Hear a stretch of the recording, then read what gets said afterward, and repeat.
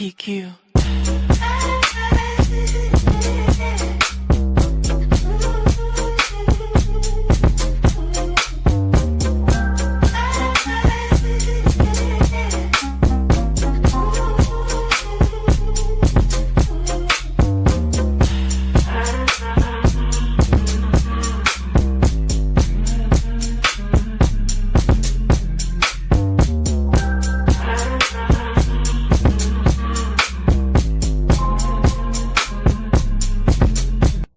PQ.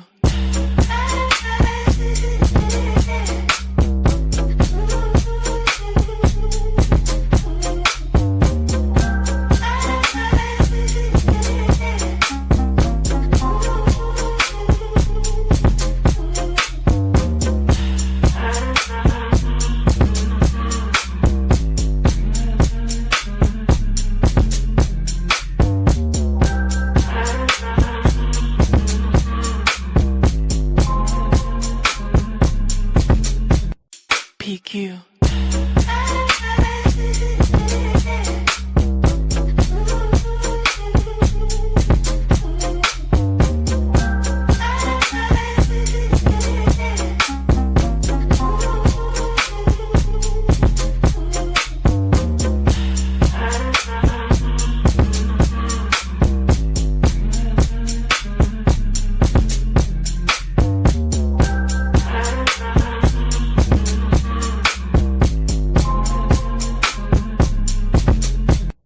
PQ.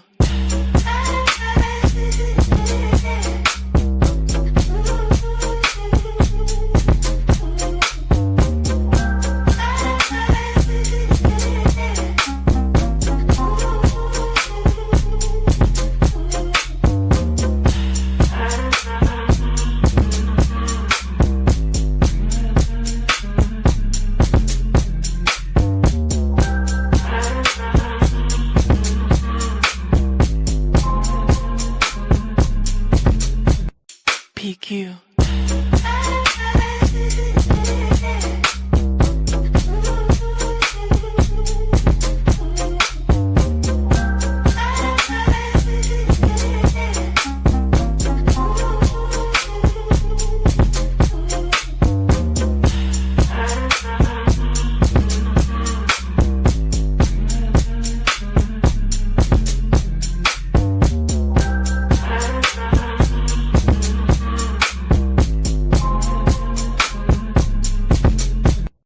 PQ.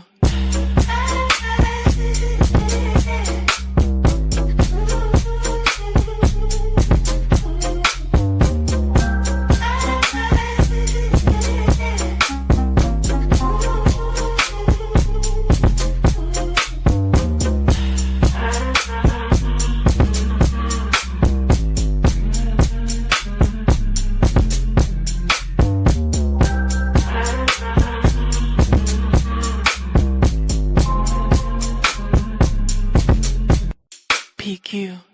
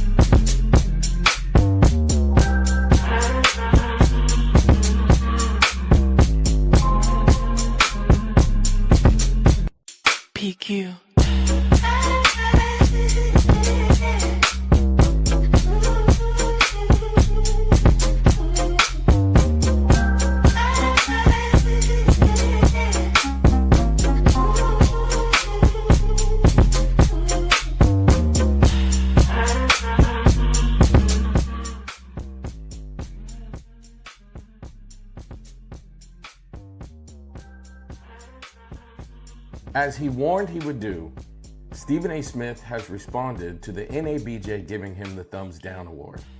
He posted on his own platform and he did a few interviews, but I want to focus on one. Take a look. This. Now, doesn't this have to do specifically with your criticism of radical people on the left? And you did mention a couple of African-American women at times. Jasmine Crockett, who says nutty things. Joy Reid, who says, in my view, nutty things. Is that what this is about? I think it is. I don't think there's any question about it, and that's why I spoke out against it, because I think it's utterly ridiculous. I was raised by 5 black women. My mother, God rest her soul, and my 4 older sisters. I have 2 daughters. I have 10 nieces. I don't know what the hell they're talking about. I find it highly offensive that they would label me in this way. Give me a thumbs down award specifically for disparaging black women. I want everybody out there to know there's no such thing. That did not happen. That is a flat out lie. And that never happened. Whether it was Jasmine Crockett, whether it was Kamala Harris, whether it was Michelle Obama, I pointed to something that they said that I may have disagreed with. That is all. That is all that I have done. And Joy Reid, you said about Michelle Obama, as well. She could win. That's what I remember you saying about her. Yeah, but what? No. Yeah, but remember what happened is that I said that I did not appreciate her saying that a vote for Donald Trump was a vote against women, because I said there are a plethora of reasons why people go to a poll. Some people might prioritize the economy, immigration, safety in the streets of America, national security, etc. There are a plethora of reasons why somebody would choose to vote. To sit up there and to say to African American men that a vote for Donald Trump would be a vote against women, I said, I don't think that's fair. And that's what I said. My point is, whether you agree or disagree, how does the word disparaging come into play? Or to talk about me degrading and denigrating black women? No, I had a difference of opinion about something that they may have said. And that is all. But a journalistic organization that's its foundation is supposed to be based on objectivity, and most importantly, uplifting African Americans within the journalism industry. Well, excuse me, what have I accomplished in my career? Where am I sitting at right now? On September 29th, I'm about to be inducted into the Broadcast and Cable Hall of Fame. I've established myself as one of those people in this industry, but I'm not a Hall of Famer for the NABJ. I brought for my national television show, First Take, from ESPN. In concert with ESPN and the great bosses that I have, we brought First Take, a nationally televised show, every weekday morning from 10 a.m. to 12 noon on ESPN. We brought it to the NABJ conference. When have you seen a nationally televised show broadcasting live from a journalism convention? I did it the last 2 years in Chicago and Cleveland, respectively. But I don't show up this year, and all of a sudden I receive a thumbs down award. I think it's utterly ridiculous, and I called them on it. There are 2 things that stand out to me about this interview. Number one is how defensive he is, trying to refute the accusation that he has denigrated the black community. What he's not understanding is the pattern. He says things like, all I did was voice my opinion of disagreement with these people. Michelle Obama, he said, and Jasmine Crockett, and some others. And he's not understanding there's a pattern of this behavior where he is more consistently disagreeing with black people, black women of color, more specifically. And he doesn't understand that pattern is actually what has caused him to be in this situation and receive this award from the NABJ. He's also saying things like, I have the #1 talk show, and I'm in the Hall of Fame. I'm going to be inducted into the Hall of Fame soon. All of those are well-deserved accolades, but they don't mean you cannot be guilty of what the NABJ has accused you of. So it's just a weird way to defend yourself, as if like, I have so many accolades and so many women around me that I can't be guilty of this thing. Oftentimes people who become extraordinarily successful, as Stephen A. Smith is, you actually become insulated, like your success blinds you to the impact of what you're doing. The second thing that stood out to me about this interview is where he did it. The interviewer, Sean Hannity, refers to these people as the radical left, and he did not correct them. So if it's true that Stephen A. Smith gets to say, I was just voicing my opinion, and that makes him not radical, why can't they have their opinion and not be radical as well. So to refer to them as the radical left is almost like the host justifying Stephen A. Smith's position. But also, in psychology, when you are angst, triggered, angry, uncomfortable, upset, you do this thing called safe space seeking. So basically, think about when your kids are young and they're out in the neighborhood and somebody bullies them. What do? They run home and they run into their parents' arms, right? Why do they do that? Because psychologically, we run to safe spaces. We call it safe space seeking. So why was Fox News the place that he went immediately when he was in this situation? That is a very telling thing to me, because it would make me wonder, why is that where you feel safe to have these ideas? Maybe that's congruent with why the NABJ gave you the thumbs down award in the first place. Thank you for listening. I'm going to keep talking to you about topics like this, so follow for more. They were told when they was hired, you know, you can't rest on white folks. And That's this true. was in. So they weren't really full officers, No, right? they was full time for us. Right. But they just couldn't. Oh no. Yeah. Now, did they have police cars? They didn't get patrol No, they cars? had to walk that beat. Uniforms? Did they have regular uniforms? Yeah, they had did regular have uniforms. Okay. Shut up, please. You're out of order. Miss Fields is nasty. You nasty. You's a nasty woman. Point of order. What's your point? Mr. Mays cannot use that type of Done it. How you? name call. Councilman. I'm not gonna quit until she quit being nasty in her official capacity. She's a nasty elected. Point of order. Point of order. Must be removed if he No, persists in calling no. me. But he waving his hand at me like it ain't a damn thing, like I ain't. Come on. Come on. Now I'm getting tired of these people, man. I mean, it's very disrespectful. I am going to finish saying this. Oh, go ahead. You can just sit your tail down in the seat and you'll know what's going on in the meeting. I ain't got no tail, girl. Mr. Mays, that's improper. I can't speak without having someone overtalk me, point of order, and also make mimicking things like that. I mean, is that an order, Mr. President? I'm just telling you. I'm gonna let you talk. Who you talking to? You gonna let? The voters let me. I got voted in. Who you talking to? But you playing on your phone. No, I'm not playing on my phone. I'm taking care of business. I'm not studying what you're talking about. I know you ain't stuck. Okay. I'm so sorry. I need a translation. I have no idea what I ain't studying actually means. I'll translate that. I ain't studying you in the regular language means. I really don't care what his position is based upon his political motive. Thank you for clarifying. That's one definition of I ain't studying what he's talking about. I can give 2 or 3 more in the King's English. 190208 is not in this, right?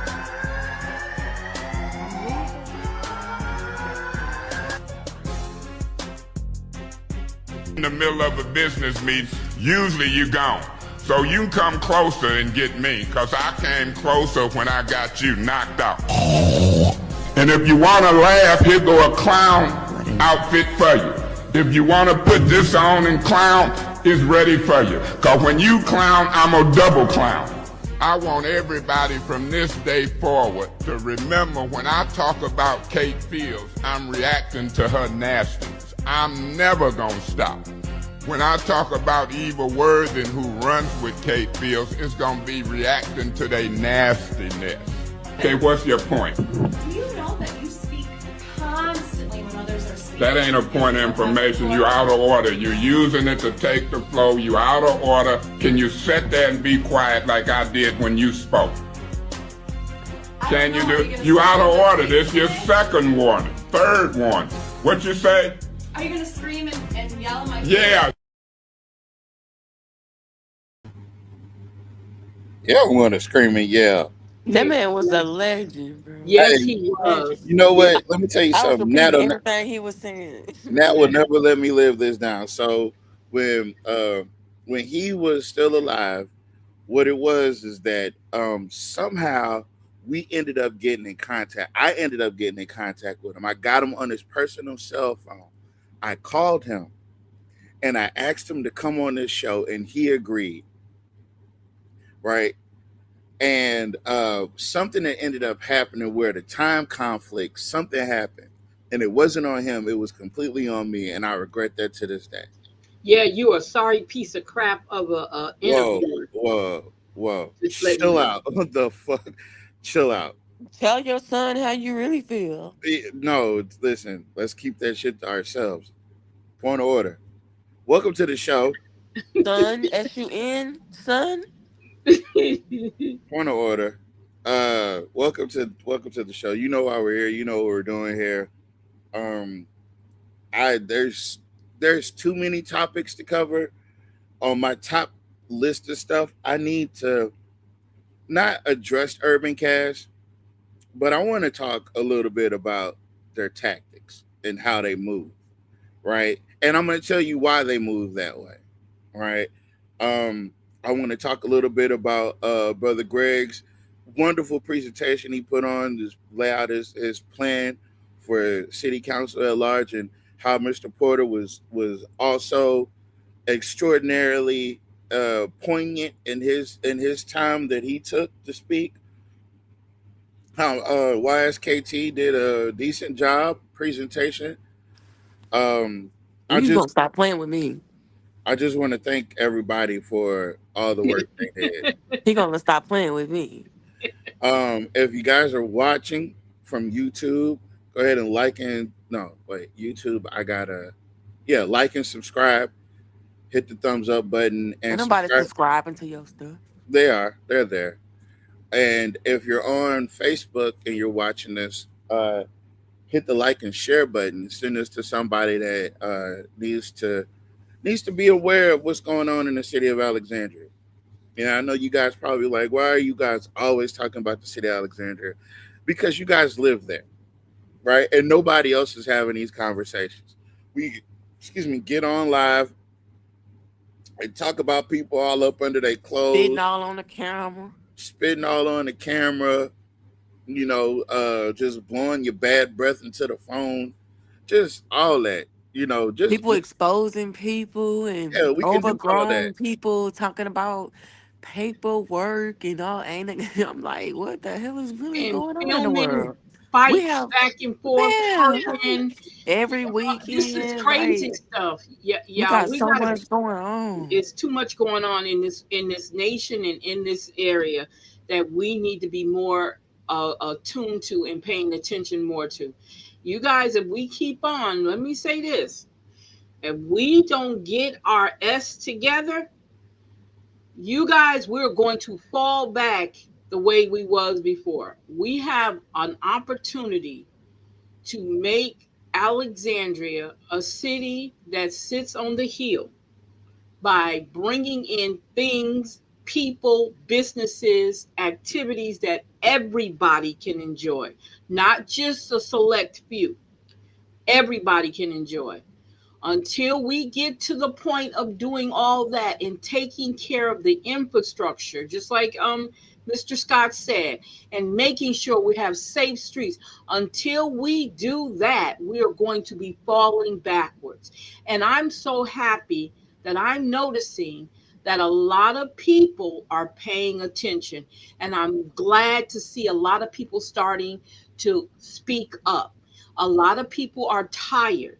And this is our opportunity to change the tides. We have to do it. Nobody else is going to do it for us. Nobody, like Nat said, ain't nobody coming to rescue us. Okay? We have to do it ourselves. Okay? I just want to let you know. We have to do it ourselves. Okay. So this is my gripe. Mr. Porter, plug your ears. Mom, plug your ears. Every goddamn election cycle, here come Urban Cast with this tomfoolery and tomfuckery, right? This time around, there's nobody that they can fleece, because every election cycle they manage to find some money out of one of these candidates. At least 2 or 3 of them. They even get paid by people that ain't even candidates. You feel me? They always looking for sponsorship, right? That's how that's the difference between community service and a business, right? So the community service side of it is we haven't asked for a goddamn dime in 10 years. In 10 years. You've never heard us say donate to this or donate to that. No, that's not what we're here for. We're here to give you the news, right? So back on Urban Cast ass, right? So I looked at this picture, right? Because somebody sent it to me. Let me go ahead and send y'all the picture. When you see that picture, hold on, god damn it. When you see that picture, right, you would think that that young lady did something wrong. You would think that that young lady transgressed against the black community. You would think that that young lady had did something detrimental to the black community at large. And I ain't never seen him do that to nobody else. You know why he did that? Because she canceled the fucking interview with them. Because she probably figured out who the hell he was, for real. After previously confirming her appearance, Ashley Baptiste has informed Urbancast that she will no longer be available for Monday's 8 p.m. edition of Let's Talk due to and they put it in quotes, professional obligation. Oh, wow. So they threw canceled on her picture like she had did something wrong. First off, let's talk about the origins of Urban. That's sad as hell, because I would never do that to my people. I wouldn't do that in general. That's hella childish. Do that to people. It's unprofessional. Childish. Like, you trying to present yourself as a professional, what does it say? Media, right? No. No, it's about, what does it say on Facebook? No, media? I'm agreeing with Jock Roy. They're not qualified media.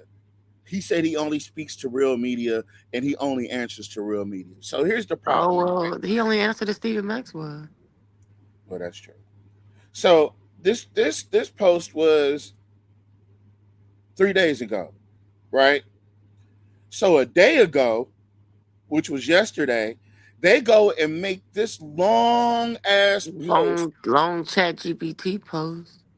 Urbancast covers public life because it matters. And this is all the things that they quote unquote do. Why you gotta say it now? How long you had this goddamn page for? You had this platform. You gotta line out what you know what this is. This is your first election season without being able to fleece a candidate like you do every other election season. Why is that though? Like because people not paying them, or like what did we say about all the sellouts? It just started now. Man, let me tell you something. Because it ain't no white people running. Because Randy Wiggins it's not enough Republicans running. That's what give them their money. That's why I'm saying, like, I don't know why we like. Because y'all see, Lizzie didn't have to run, so he didn't have to. So he wasn't gonna have nobody.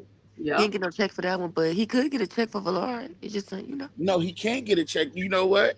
He could get a check from Villard, but who's to say Villard even gonna deal with him? Because if Villard connected to Jock the way Villard connected to Jock, Villard is not gonna deal with Urbancast. You right.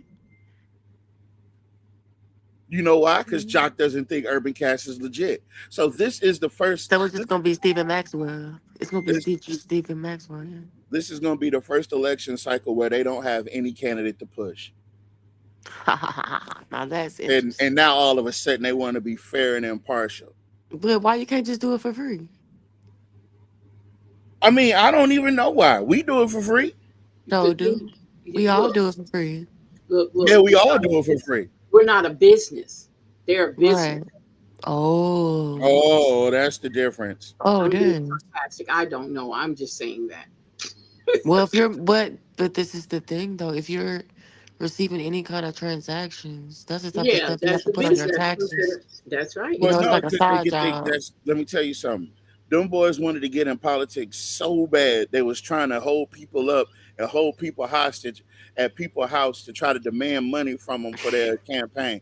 But like, there's a whole backstory to most of these wouldn't that call them influential Negroes? And they always got a nerve to want to put look at this, right? Who is that? No, hold on. This aside, right? The flyer aside, this looks like a good thing, right? Even though they are It's a men's conference talking about bridging the gap with teens, law enforcement, and faith. What it is it seems like it's going to be a bunch of cops, and it's going to be a bunch of pastors that are cops talking to the teens. I'm not saying that's good or bad. I'm just saying there's probably a lot of cops that are also pastors, or it's a lot of criminals is a lot of pastors that used to be criminals that are involved as well. Because I don't know how it seems like the cloth is what they hide behind. But that's neither here nor there. Right? The registration is $10 for the kids, 13 to 17. Wait, hold the phone. That's what wait. Hold up. No, I got a question. Because I asked you to zoom in and I can't see it. So I need to ask a question. Yeah. What is this event again? This is the men's conference talking about bridging the gap. Okay, and you gotta pay for it?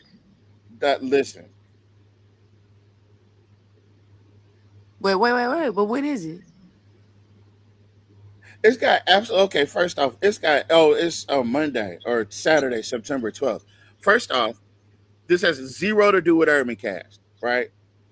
But what does Urbancast do every chance they get? They try to insert their philosophy on top of shit.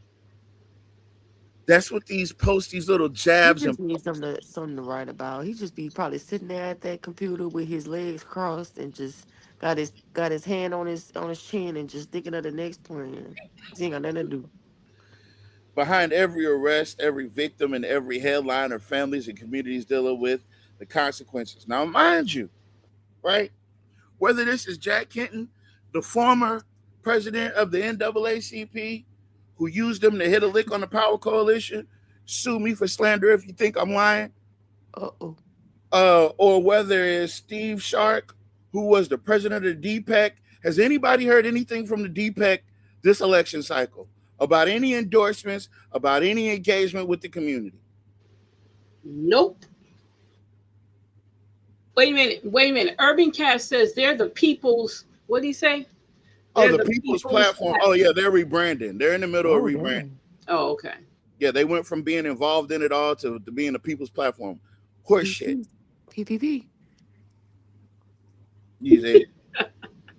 But they're always trying to layer their ideology on top. It's a grift. They're always trying to ride somebody else's wave, or if it's not the crime wave they riding, it's just, man, it's so disingenuous, and I want people to know that's what's going on. Because Stephen Shark is the same one that stood up on the goddamn steps at City Hall with Reddix Washington holding the sign talking about let them play when them white babies needed to go play at Johnny Downs. The same guy that's over here trying to advocate for black people was all hands down feet patrol. But of course, it was an election season. So what do you expect? He was trying to get elected. It was an election season. I'm just saying, these people don't what they say, a leopard never changes his spots. And these people are who they are. And it's election season. And they're upset that no politician wants to pay them. No politician wants to pay them. Remember that conversation we had about what happens when all the sellouts are sold out? Ain't no more left. All you got is Crayfish Lewis and whoever is black on Jock Roy's staff. And anybody got a problem with me saying that, you already know I don't care. If you call black, in, man. Call in, man. You call in, you're going to get your feelings hurt. Yes, the people are tired. They sick of this shit. They sick of being played with. So again, I just wanted to say that I needed to get that off my chest because of the simple fact that these people keep playing in these people's face and you acting like you care when it's really like even with the shit that's going on in District 3, right? And the people that's trying to low-key spearhead it from the back. So pause. Trying to spearhead it and so that they can jockey for a position so they can finally get on the council after many, many times of not actually succeeding. So, no, it's not going to work. It's not going to work. Now, I do agree that people do need to be pulled off that council, but I'm not going to agree with the people that think they're going to get in there just by appointment only. No, you couldn't get in there when they tried to vote for you. You didn't have enough votes then. I doubt you'll have enough. No, sir. No, sir. No, sir. And I'm watching these things because y'all know, if anybody know, I know, right? Because I see everything, and I don't speak on a lot, but it's some things. Come on, you can't be doing this shit to black folks, bro, because you know these white folks is watching. You're trying to ruin that girl's campaign simply because she didn't want to interview with y'all for whatever reason. That's wrong. Y'all are wrong, and y'all know what y'all doing. Yeah, I think he meant to say can't. I think what it was. He didn't have to put her picture up, and then what make it so bad but is that wait, stop. So if I let everybody know somebody's coming on the show to do an interview, and they decide that they're not going to be able to come on the show to do the interview, so I think that's mainly what they were trying to do. I just think that all they had to do was make a blurb saying that she was not able to go. She's canceled. I mean, presentation is everything, Mr. Yeah, Leader. I know. But look where it's at on the screen. It's a and then he turned it sideways. Like I know what. Yeah. Me and Ten do some designing, you know, and this was very intentional. The way and that I he believe that. rotated it and marked out her, because she has a very professional, night. It's like throwing paint on it. And then somebody actually tried to break down her whole positioning, that she was being defensive and all that on her picture. No. They were saying that she that was the original comments, right? Yeah, that's what. Yeah, he went back and edited that's what I'm saying. The diabolical part about it is that he took the original picture down, and he put canceled on that picture, and then reposted the picture and edited the original post. That is stupid and petty as hell. Because all you have to do is just share it. Well, y'all know who y'all dealing with now. Y'all already know who y'all dealing with. Egghead. But yeah, just be on the lookout, guys. They're sensitive people. Because they're not getting. It's not an election season where they can come up. Because as Mr. Porter pointed out, a lot of these white people ran unopposed. Mm-hmm. I guess that's why he don't like working with black people. We got too much respect for. Well, a lot of us have a lot of respect for ourselves. A lot of us about that, because if it was a white person, he'll be paid already. If it was a white person, he would have never did it. Oh, he would have never did that. And she said that Miss Erica said that she put on her page that it was a schedule conflict. She said she put it on her page. So, but now you done messed up your name, because now you done. That was very distasteful. Yeah. And look, in addition to that, there was some miscommunication on the part of UrbanCast. They thought that they had a confirmation from Miss Ashley Baptiste, and she had not confirmed with them that date. That was a date they proposed to her, and she had not confirmed that with them, and they went forward with that.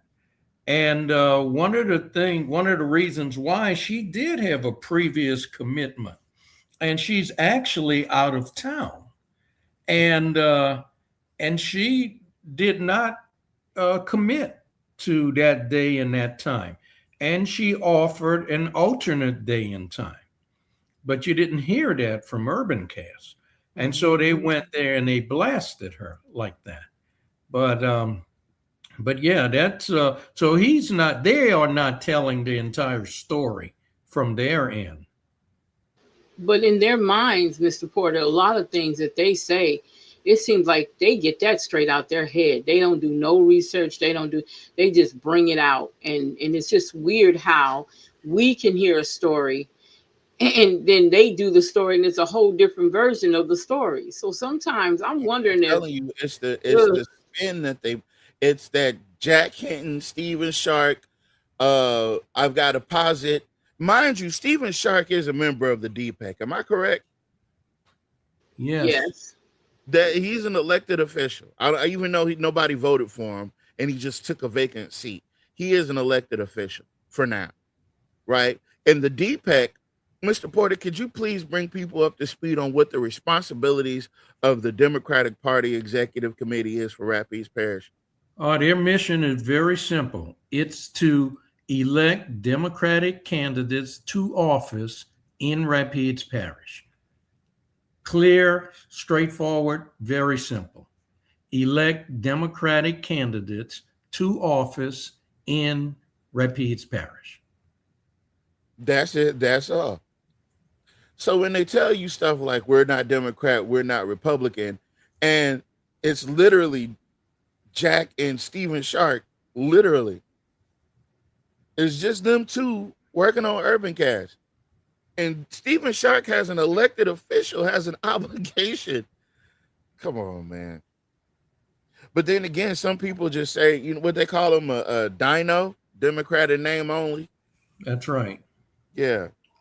Yeah. You wonder why all the Republicans pop up on UrbanCast and why so many palm-colored people love UrbanCast so much. It's because they cater to the white folks like a black DJ playing country music at a bar. You know, they're the black DJ. But they say stuff like that is why we regularly interview elected officials, law enforcement leaders, superintendents. See, the thing is, when you built your platform off of Republican money, don't be surprised when black folks don't want to come to you. They don't. This is them throwing a temper tantrum because nobody wants to deal with them. Nobody wants to deal with them. Nobody takes them serious, and they really, really are seeing what people are thinking. Like, the engagement is low. Remember, they used to brag about all the viewership and all this other stuff. Yeah. The palm-colored people love UrbanCast because UrbanCast doesn't hesitate to tell every inkling and detail about every murder and every violent activity and every car chase and every ambulance stop. They don't mind, right? So the thing is, I want to know who's running against this Miss Baptiste lady. That is Fredell Griffin. That's Jay Scott's sister. Now, she has run before. She has run against Sandra Franklin for school board in the past. So she's not a newcomer to elected or campaigns. But she's definitely not a newcomer to UrbanCast. You could even say she's a friend of UrbanCast. Who's that? Miss Griffin. Fredell Griffin? Mm-hmm. I don't know. I do. Oh, okay. Yeah. So again, there's always this hidden underlying. I didn't even know that. That's why I asked the question. There's always this hidden underlying agenda with them, and I cannot. It is the most despicable, distasteful thing that black people can do. It is. It truly is. But yeah, they're talking about open invitation when just last election cycle you was charging people to come on your platform and do interviews. I remember Jerome Hopewell was one of your big contributors. Randy Wiggins was one of your big contributors. Jeff Powell was one of your big contributors. And I guess now all the money done dried up. Now you want to be fair and balanced to everybody, but nobody wants to hear that. Nobody wants to hear it. At least nobody I know. But there's people that still mess with UrbanCast, and I'm not mad at them.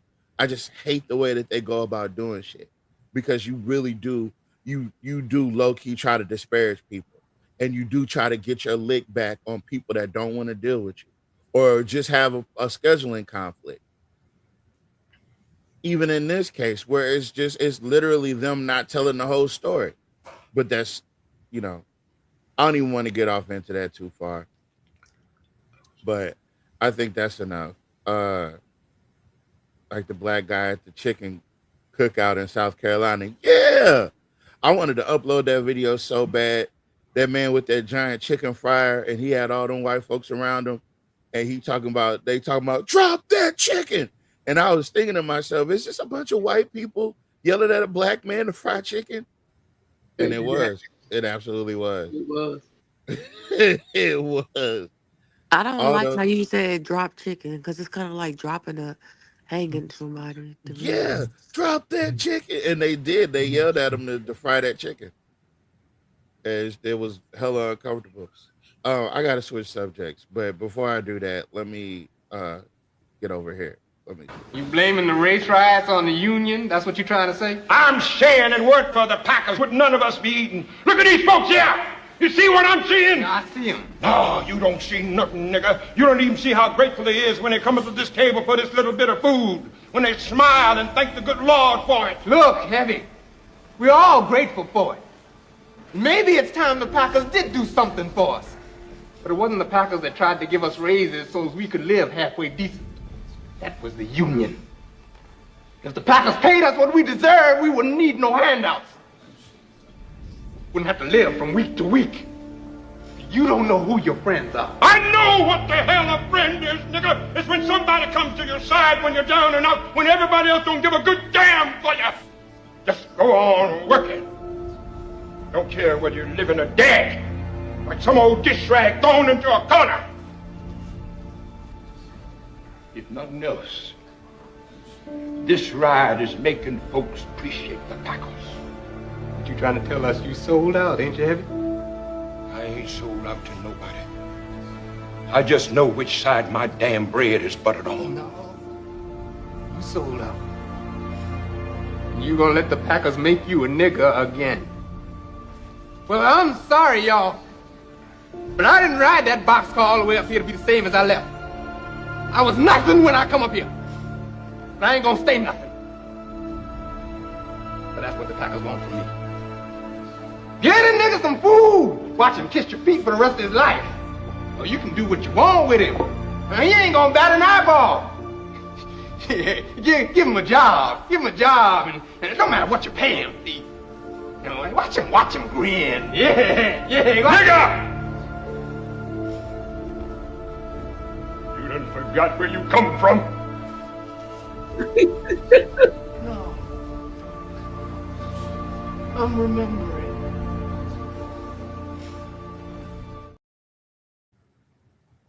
Okay, that wasn't funny. Who was laughing? You had that echoing for us.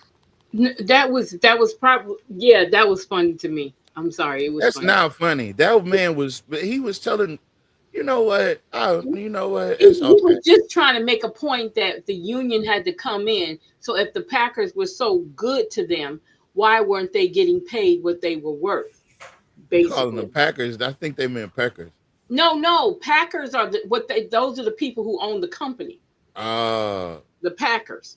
So the Packers wasn't paying them a living wage, like we know that happens all the time.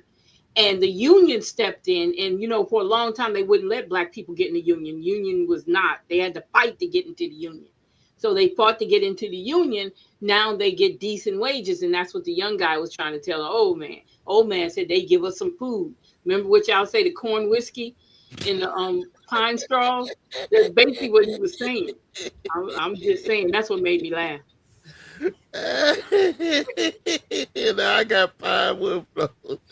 That's what Master do for me, and that's what he was saying. That's what the Packers are giving you. They're not trying to give you a living wage, and that's when the union steps in. Hold on, I got another one. We're gonna get to some conversation about this data center in just a second too. Hold on. And I think that we're all Americans at the end of the day. But if a white person got up right now and said "white power," what is your original thought on that? Well, that's associated with the KKK. But if a black person say "black power," which came about because of the Black Panthers, well, I would Black feel Panthers were designated as a terrorist organization. that's what they were called. Yes. Well, that don't mean it was true, but I'm just saying, if you want to go back to historical context, you say that was a terrorist organization. Just say you were born 20 years ago and on the books this was a terrorist organization, and somebody go Black Power, you're like, wait a minute, that's associated with a terrorist organization. That's wrong. But then the person go white power and they go, that's wrong, but this is okay. I think that if you're gonna say that black people can say black power, black magic, black woman power, black people are the greatest, black people deserve this and that. And if white people say the same thing, you got to be okay with it. And if you're not, you're being biased. What? What? I keep trying to tell y'all, they making new ones. They like, if he came to Alexandria, he would be the most successful coon ever. Well, yeah, definitely. I'm talking about success beyond measure. You know who would meet him at the gate? Jock. No, Lewis. Oh yeah. Lewis, Van Dyke. Damn. Let's see. Lewis, Van Dyke. They would be in the competition. They all be running to him, hugging him at the same time. Man, I thought we was getting extinct out here, brother. Come on in. Come on in, man. We need you. That's wrong. Yeah, that was wrong. A little bit about Boyce, if you will. I want to play the song. By the way, y'all, if y'all are not following me on TikTok, hey, I don't know what y'all doing. I'm over here going viral, low key. We don't care. So I can't play the music, right? So I'm gonna go. Just listen to me. Hear me out. You want to know who signed the NDAs with Applied Digital and approved it without any consideration to your well-being? First, this is Ode Laverne. He is the founder and CEO of Agilus Health. He's also the owner of Kinetics, who does the city's websites, and every political campaign he wins. He successfully wins every election without even running. And I said his name on Jock Roy's fan mail on his his campaign finance report. He's donated. Now that I figured out, I remember he's over Agilus Health too. So he donates multiple times over. The next up is that's Ode Laverne. So when you guys hear us talk about Ode Laverne, that's who that is, and that's what he does. This is Jamar Gales. He's an author and a motivational speaker. I thought he was going to throw his hat in to run for mayor, but he didn't, because he's got a much better position over there at where I think he's at the England Authority, I want to say. This is Steve Mansour. He's an attorney, right? Steve Mansour. He's an attorney at law in Alexandria. This good-looking fellow is Myron Lawson Jr. His father is an insurance broker. And I'm sure you guys know who Myron K. Lawson is. I know you know. This is Zebulon Winstead. He's an attorney. He's also, I forgot all these connections existed. He's also one of the board on the board of directors for the Chamber of Commerce as well. So if you're wondering why the economic structure looks the way it looks in Alexandria, is because not only are these people on boards that can say yes or no to economic development in your community, they're also a part of business societies that can also do further damage to your community. So they're kind of double or triple, quadruple dipping, and they're all connected is the other part. This, they called him a corpse. This corpse is Patrick O'Quinn. He's a financial advisor, right? He works, where does he work at? On Versailles. So when you, listen, almost got out of my skin just now. When you start connecting the dots, right? And when you have all these people that are from a certain side of town, and the only side of town is the side of town that you see getting developed, The only side of town that you see getting the Masonic corridor and the reignite bullshit, the only people that you see are all people that live and work over there. Now, this is Charles Weems of Gold Weems, Sacks and Bruisers, which is probably the biggest lawyer bill that Alexandria has held for years and years and years. Mr. Porter tried to fix it. Mr. Fuller and them tried to fix it too, and nobody was able to fix it. Right? They get a lion's share of our legal fees. When we talk about how much Alexandria spends on lawyers, these people, his law firm, Gold Wings, they get a large lion's share of it, right?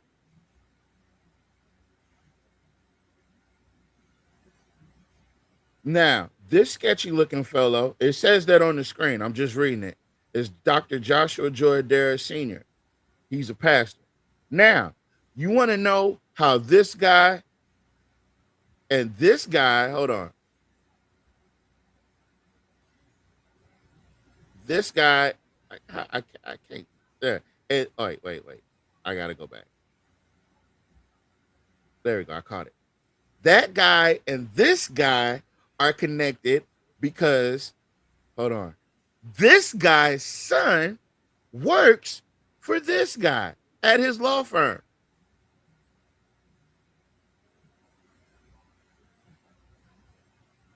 What I'm trying to tell y'all is that they've outmaneuvered black folks in such a way. Well, not black folks. They've outmaneuvered the black community in such a way that, I mean, damn, you can't even kind of you can't make it, like, I can't put it into words the way that it's happened.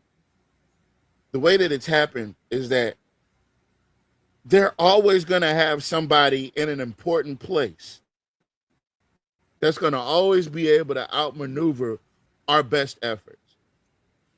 That's why the only thing that we have left is to vote these folks out. And you can't vote them out, but you can damn sure start by getting rid of that mayor and giving yourself a chance, giving your city a fighting chance, giving your communities a fighting chance, because these people got this shit set up. They got this shit set up. This is Trey Crump. He is the founder of a tax advisory firm, North Star Tax Advisory Group. All right. I don't know him. He's new. This is Joe McPherson. He is the vice chair of the Louisiana Wildlife and Fisheries and currently resides in Woodworth. If anyone knows of a private business owned by a family member, let me know. But him being the vice chairman of the LWF is enough. You don't need to, there's nothing else that he needs to have. I'm trying to tell y'all, we've been outmaneuvered, right? And it took a while to set it up. Oh, and majority of those people are Republicans. So those are all people who signed the NDAs? Yes. That's for the local, right? That's not for the state. That's all the people that signed off on the NDAs to get the data center in Boise. Wow.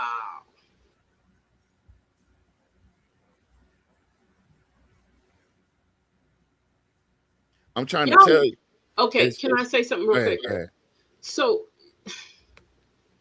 y'all, no matter what we're saying, those data centers are popping up all over the country, like all over the country. And I know people are fighting back, pushing back, they doing protesting and all that. These people done already, the NDAs, but these are conversations that we were never privy to, these rooms that these people have been meeting in. When we thinking they're just getting together for a golf game, they're getting together making these type of deals left and right. when they're getting together at church and they have church meetings, they're talking about what else they can do. Okay. When they're doing business meetings, right? Doing conferences, when they all go away to different places and stuff and meet up. This is what they're doing. And the reason why it's been so like doubled down on is because of the power behind all of this. Exactly. The political power. That's why they talk all that. They be talking that big bullshit. Mm-hmm. Because they backdoored us. We could know, like, just because we know about it, a lot of times we don't mobilize quick enough to react to the stuff that they done did already. Exactly. It's already done. Yeah, it's already done. Nobody, when you talk about stuff that sounds unfamiliar, people don't want to hear it. But the point is, that's the things that you need to be paying attention to, the stuff that's not familiar, issues that don't just come out of, they come out of nowhere, but they're not the normal issues that go on. That's what you have to pay attention to. That's what you got to pay attention to, think, because that's how that data center actually, if you think about it, to prevent all protests on property. I saw that, which includes a data center. They're trying to make people pay money to exercise their First Amendment right. Yeah, I saw that. That is so true. So they're sitting around coming up with different ways to shut people up from protesting against what they're doing. Because let me tell you why too. They know protesting, certain protests, not all protests, they know that protests are powerful. That's the reason why they want to shut it down. Just like with us, when it comes to Black folks, whenever we come together, it's dangerous. We ain't got to protest. We ain't got to march. Let us be together in one spot. To them, they see danger. It's the same thing with certain protests. They know they're powerful, so they want to shut people up. Yeah, that's they don't want. They don't. The main thing is that them people, Jock is steady trying to sell this lie about Alexandria, what Alexandria is. Yes. Right. And the more that we have these conversations, and the more that we expose them, the more that the news catches what we're doing. Because you got to admit, KLAB and is one of YSKT's biggest fans. Jim Villard, all them folks that we talk about are our biggest fans. They're the ones that are watching us. If they're not watching us right now, they're going to be watching the replay. Because you can't tell me out of the 1,500, 1,600 views that we get per episode that it's none of them. And we know it's them. We know it's them. Right? So they don't want nobody shedding no bad light on Central Louisiana. The next board meeting is August 27th, 4 p.m., 1611 Arnold Drive. Be there. There you go, folks. Which board meeting is it? Oh, that's the England board. The Air Park Authority Board, England Authority, or whatever they call themselves. I don't know what it is. But yeah. So keep it moving. I want to talk about this. Well, we got YSKT on the line. And hold on, I got it. There it goes. So what are we looking at, YSKT? We found the correct location for the pavilion. But it's the way that they name stuff in the minutes and the agenda that leaves you confused. A lot of the times you don't know what the hell you're looking for. So I went ahead and wasted my little gas, and turned back around a few hours later and found the right location because, I had some nice people tell me exactly where I needed to go. So these are the pavilion doors that they will be replacing.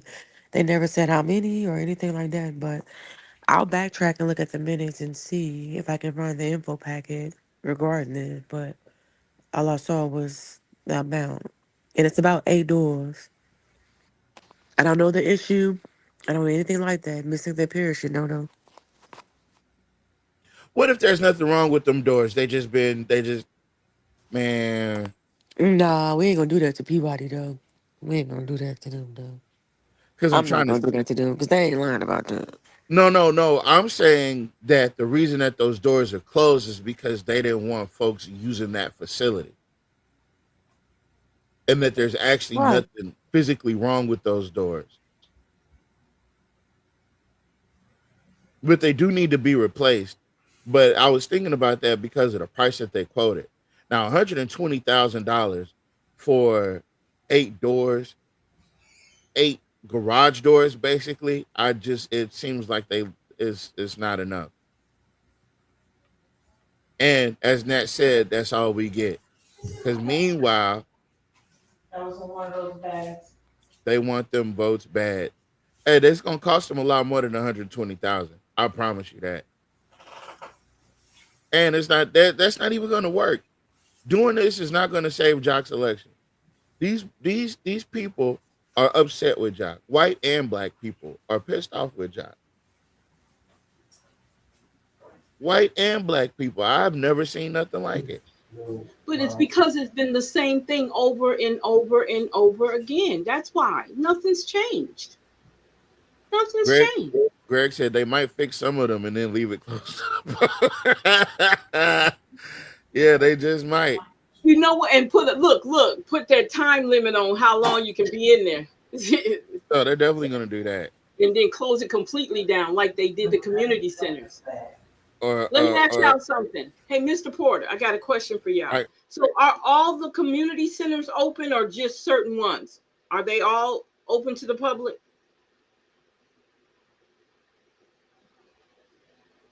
You know what I mean, Mr. Porter?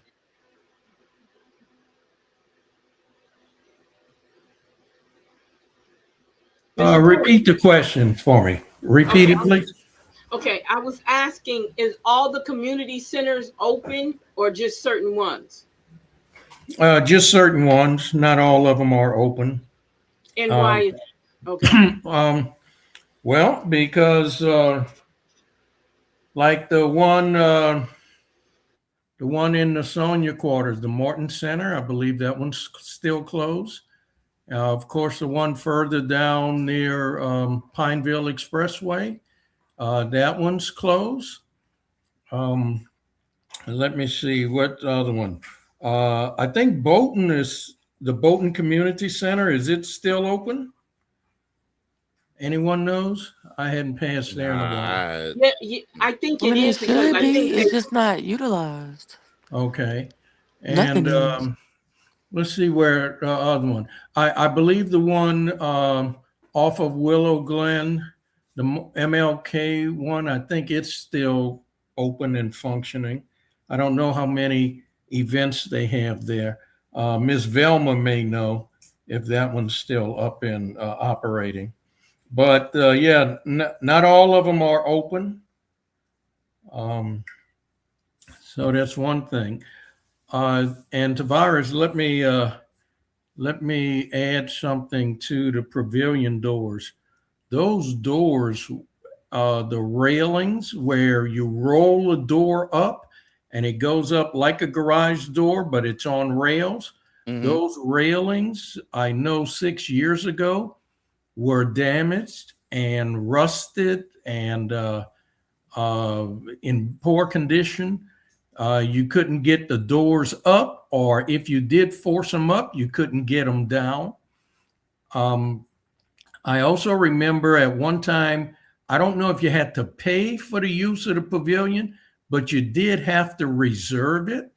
So they would come, unlock it, remove the padlock, and push the doors up, and you get to use the inside of the pavilion and outside where it has a little table, a little canopy if you was looking at the video, and the grill, you know. So and then they would close it at night and lock it up, you know. But those doors were in bad shape. I don't know the reason why those rails went bad, if it was just rust, lack of maintenance like lubrication and oiling and sanding down. I don't know if the rollers had just worn out and nobody replaced the rollers on that carriage system, but it's been in bad shape since the last time I was in office. So I'm thinking at least 6 years. it's been in that type of condition. So that means that maintenance, that park has been neglected other than them mowing the lawn. That's what it sounds like to me. Yeah. That's a lot of that is not wear and tear. That's bull crap. It's not wear and tear. It's maintenance, proper maintenance. Let me tell y'all a story long time ago. I know this is going to be an old story, but real quick, and I'm going to connect it to why I'm saying what I just said. Back in the day, when Brian was alive, one of the things he talked about was he had this issue with them leaving branches and stuff on the side of the road. And from what his conversation was with one of the city workers, I don't know which one it was, but he said they're told to pick up in certain areas, and certain areas don't pick up in. This is why I'm bringing it back around to that park. I wouldn't be surprised if they're told to neglect some of those parks. And people, when you talk about stuff like this, people think that we're just making this up and we always got all this negative stuff to say. No, these people do talk to us regardless. They talk to us and they tell us a lot of things, and we don't want to jeopardize their jobs when they come to us and tell us stuff. Just like with the meter reading. We get inboxes, DMs, whatever, about the meter reading. A lot of stuff came out about that. They cannot come out and tell what's really going on behind the scenes and put, as far as them actually saying it themselves directly and we putting their names out there. But I do remember that. I remember that conversation Brian had with that city worker, and he told the city worker told Brian, we're told not to pick up in certain areas on purpose. I'm just saying. So I wouldn't be surprised if that park, that recreation park, was denied maintenance and everything else. I'm just saying. I'm done. And it could have gone bad through extended use, where people might have used it quite a bit, and the rollers and the carriage start to require maintenance, and no maintenance was done on it. Exactly. No maintenance was done. That's so that could have. It could be a combination of both. But look, there was something else I read in the comments. Brother Greg mentioned the Broadway Community Center. That's the one I had forgotten. So those, I think, were all shut down or have been closed. Broadway Community Center, the one, I forget, it starts with a C, the one right by the Pineville Expressway, and then the Martin Community Center. Casson Street. Casson, thank you. And then I see some comments that the MLK Center off of Willow Glen Road, it seems like it might be operating with a limited schedule. Some folks say when they go there, it's closed. Others say sometimes there's something going on there. So, so that's 4 of them that we're not really getting any use out of. But see, in those, and this is where the community needs to speak up, because they're there for you guys. That's a federal mandate that in low income areas, I hate to use that word, or slums, like they call it. I'm being funny. Do not take that serious with me. But those areas, those are mandated, federally mandated community centers that are supposed to be built and maintained. So, and this has been going on for a while. Now, there's no programs going on in these community centers because the community is not stepping up and say, hey, I know somebody who would like to teach a math class here, or I know somebody who's good with gaming and they want to come teach how to game or stream, whatever it is that they need to know how to do. I know there's some of them don't even have internet in them, because I remember when Dr. Bose was doing something and she had almost begged them to let the internet be in some of these community centers. So the things that are needed, the resources that are needed to operate these community centers for the community, because they are supposed to be for the community, it's not being done. And they're not hooked up and connected. And that's the kind of stuff that y'all need to be, and I'm saying y'all because y'all live in those communities. Y'all need to be protesting every year, or especially around the time school goes back in, to get ready for the next year that you have your community centers having activity. That's up to y'all. All the city does is maintain them. They need to make sure they're maintaining them. You guys need to keep them with different activities in it. That's up to y'all. Y'all can do that. You can't look for nobody else to do that. The city council member, nobody. You can do that. And I know another thing too. People can also fall into the ideal that sometimes when they need to get those community centers, it's kind of hell trying to get a community center. So think about that too. That's another way to keep people from using them. But those community centers belong to those communities, and it's the responsibility of the city to maintain them. So don't say you don't have nothing to fight for. Y'all got a list of stuff that y'all can fight for in your community. All you want them to do is get the doors open and keep the doors open so your kids can go in there, and then you guys set up the programs that they can be used in those facilities. Yeah, I saw that. Yeah, you're right. That's right, for taking the ASC. See, Caston Community Center used to be where COPE used to hold training for taking the ACT test. So I'm just saying, it's us. It's us.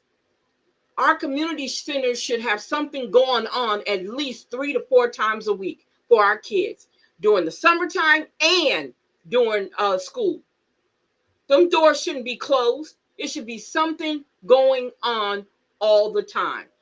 It's up to us. And you wonder why your kids grow up, get educated, and leave, and don't want to even talk about turning around. It's because of us not doing what the community needs. It's all us. We gotta. Like I said before, they provide the maintenance and the maintaining of those community centers, but you guys are supposed to provide the programs for your kids to better themselves.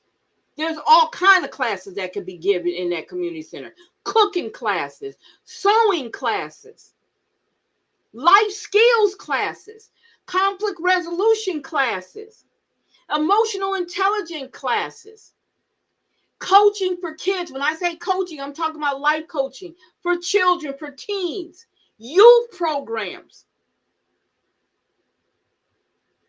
story time for the kids.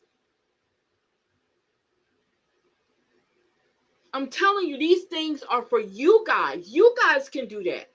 It don't have to be nobody on the outside. Y'all can do that.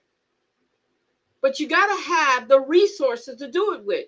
And the resources is having those community centers open. And you can demand them to be open because they are mandated by federal government. I'm just saying. I'm off my soapbox now. Now, hold up. One more thing. Mr. Porter, are you going to talk about the amendments? One of the amendments at least? Or you're not prepped?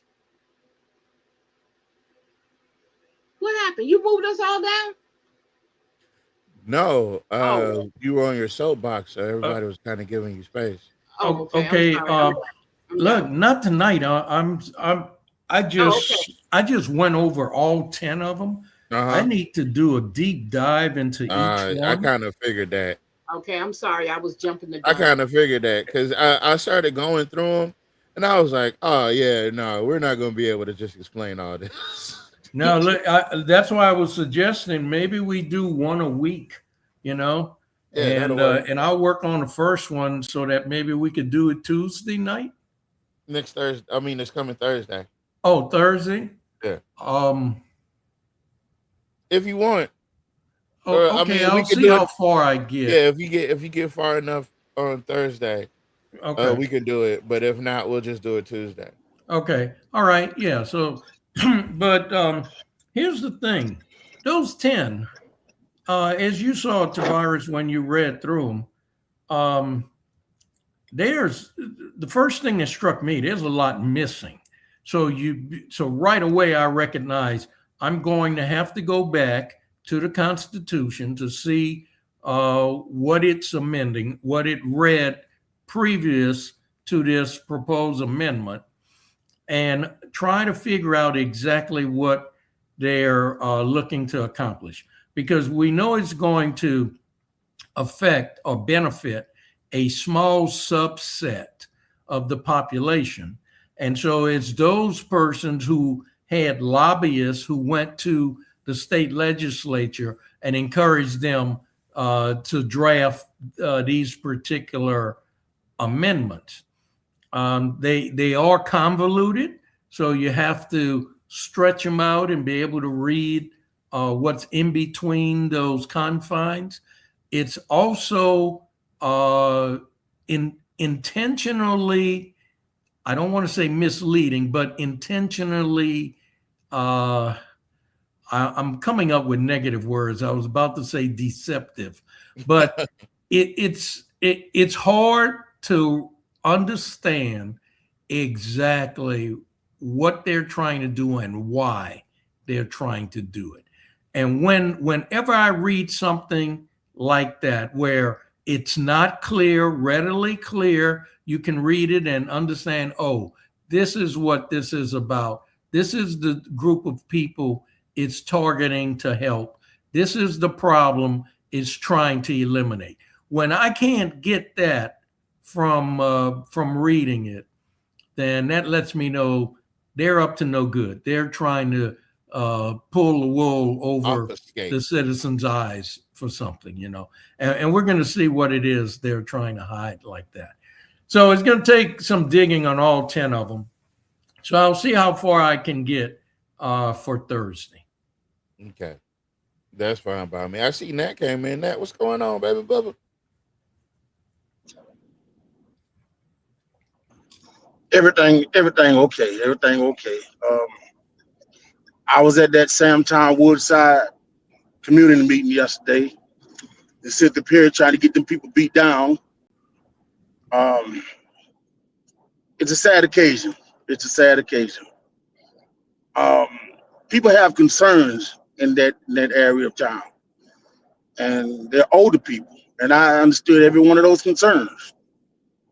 And Cynthia Perry told the people, come to the city council meetings and voice your concerns.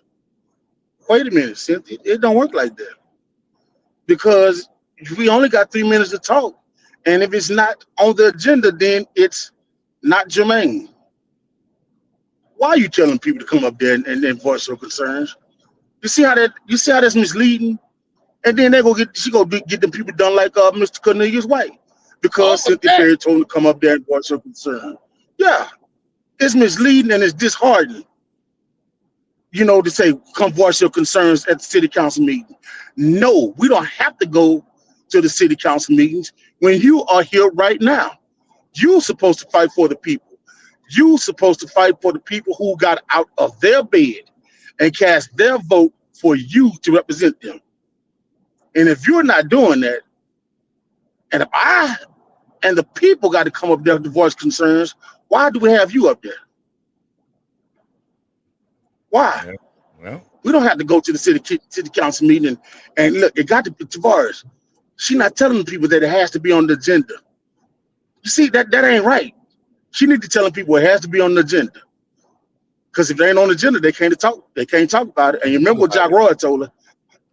You got to be stern to the Negro. You got to make sure the Negro don't have no kind of stand up in his bone. Make sure this, and I don't like when people do people like that. Let them know the whole truth. Because if not, you'll get a lot of people put in a bad situation. Yep. All because she's not telling the whole truth. And we need more younger people, 24 to 45, we need them to stand up because, hey, this affects you. if you plan on staying in Louisiana or Alexandria and Louisiana, this affects you. These elections affect you the most. You know, because some of those old people, they got it made, you know. They just got a little problem they got to work out, but it's disgusting. And you know, I like the meeting we had with Mr. Greg. You know, he done a damn good job explaining. We got to get him out there a little bit more, but he done a damn good job explaining. And I think with him, Gerber Porter, and a few others on the city council with the same agenda to make it better for all. But first us, I think that's a good way to look at stuff. I mean, Mr. Porter's not saying this, I'm saying that. You know, Greg not saying that, I'm saying that. We have to start fighting, and at the polls is the place we can start fighting at. But we got to learn what we're fighting for. And that's what a lot of people don't know, what we're fighting for and how we're fighting. Because I looked in that Sam Tower Woodside meeting group, and about 6 days ago, a lot of people thought Mr. Porter and Gregory Scott was running for mayor. If you could, Tavares, go pull it up. And about 6 days ago, they thought all three of them were running for mayor. Well, and they thought they were splitting the vote. They wasn't doing it. But people got to be knowledgeable of what's really going on. So if you got time, you can go see that. You'll see how many people thought that. Where's that at? I'm gonna go back and be quiet. Sam Town Woodside meeting group. Oh, they thought. Okay. They thought that they was about 6 days ago. Yeah, if you go read the comments, a bunch of them thought all three of us running for mayor. They not well informed. Now, Sam Town Woodside group, they did say, "Hey, look, no, they're not all running for mayor," but just to think, a lot of them people thought they were all running for mayor is a problem. But that's because that's what they used to. That's what they used to seeing. They used to exactly. Yeah. Exactly. So the first time I'm kind of glad that the field worked out the way. Man, let me tell you something. Everything always come out in the watch, and having these people that are going running unopposed, right? Because you see who's running unopposed and where they live at. Yeah. Right. Yeah. So having them run unopposed, this should tell everybody something. Once them people get their people in place, they don't move them. They don't work against them. They don't set them up. They don't Steven Shark them. They don't Derek Alexander them. They don't Sterling Brown them. You know, they don't try to backdoor them and none of that other stuff. They let the people. They like the what's that Harry Silver they way through life. You know, Harry Silver held on to that seat until he died. He bled and died. He held on to that seat till it was over with. Matter of fact, he was voting for the city council from his deathbed. That's how they like to do stuff. Voting while he was in the upper room. Wait a minute. Now I know what you're insinuating, and I don't like where you go with this because we can't pull up none of them agendas and find out what he did. He's in the upper room. Y'all wrong. He bled and died. But we as black people, we got to do better. I mean, we make up excuse. I don't see nobody making up excuse to go to a trail ride. I don't see him, and I mean this, not stand on it. If anybody got something to say, they can just meet me front and center. We don't have no excuse when it come down to going to a concert. No excuse when it come down to sitting in line to pay $300 or $400 for some Jordan tennis shoes. But as soon as it's time to stand up for yourself, well, I got a tummy ache. My car got gas in it, so I can't go. Yeah, they'll say their car got gas in it, so they can't go. They'll make up every excuse not to stand up for themselves. Let some Jordans come out. They'll have a line around the store, buy some tennis shoes. And you got to work 3 jobs at $7.20, whatever the minimum wage is, to make sure you can afford those tennis shoes. And you'll be damn proud of it to get them. That's sad. Yeah. That's real sad. But go on, I'm back to listening. No, listen. I got your back. Hold on. I got to get these comments in. Miss Lita, I'm glad you said what you said about the community centers. Nat gets a laughy face. He gets one every episode. Just like that man in D.C. All right, now you trying to make me have a flashback moment. Well, now, I want black folks to understand why only black neighborhoods got community centers. I can't hear you, Mr. Leader. Are you on mute? Oh, no. Yeah. That's because the government sanctioned for low-income areas to have community centers. I learned that from Mr. Porter, and I retained it. Okay. Now, okay. So if the federal government sanctioned to be in there, once again, this is the state of Alexandria. You don't tell us what to do. We do what we want to. Exactly. If the federal government sanctioned to be in there, then the state or the city should sanction to be functioning openly, properly. At all times. And functioning at all times. Because guess what? Because they're using the people in the neighborhood when it's time to get grant money. Oh, we got a bunch of poor Negroes over here. We got a bunch of poor Negroes over here. And we need that grant money. Exactly. Wait a minute. Utilize the grant money then. Mm-hmm. Yeah. Now that Riverfront Center, that Riverfront, I'm not calling it no Ned Randolph. It's Riverfront. It will always be It's the Ran. That's what it's called. The Ran. Y'all know that's in District 3, right? You know that sits in District 3. That's the most money District 3 gonna get. And it went straight to that. Exactly. Y'all Johnny Down sits in District 1. You sure do. Yep. They moved it into District 1. So they can say, look at the money we spent in the District 1. Mm-hmm. So keep in mind, y'all. They like to play in your face. Downtown Alexandria is in District 3.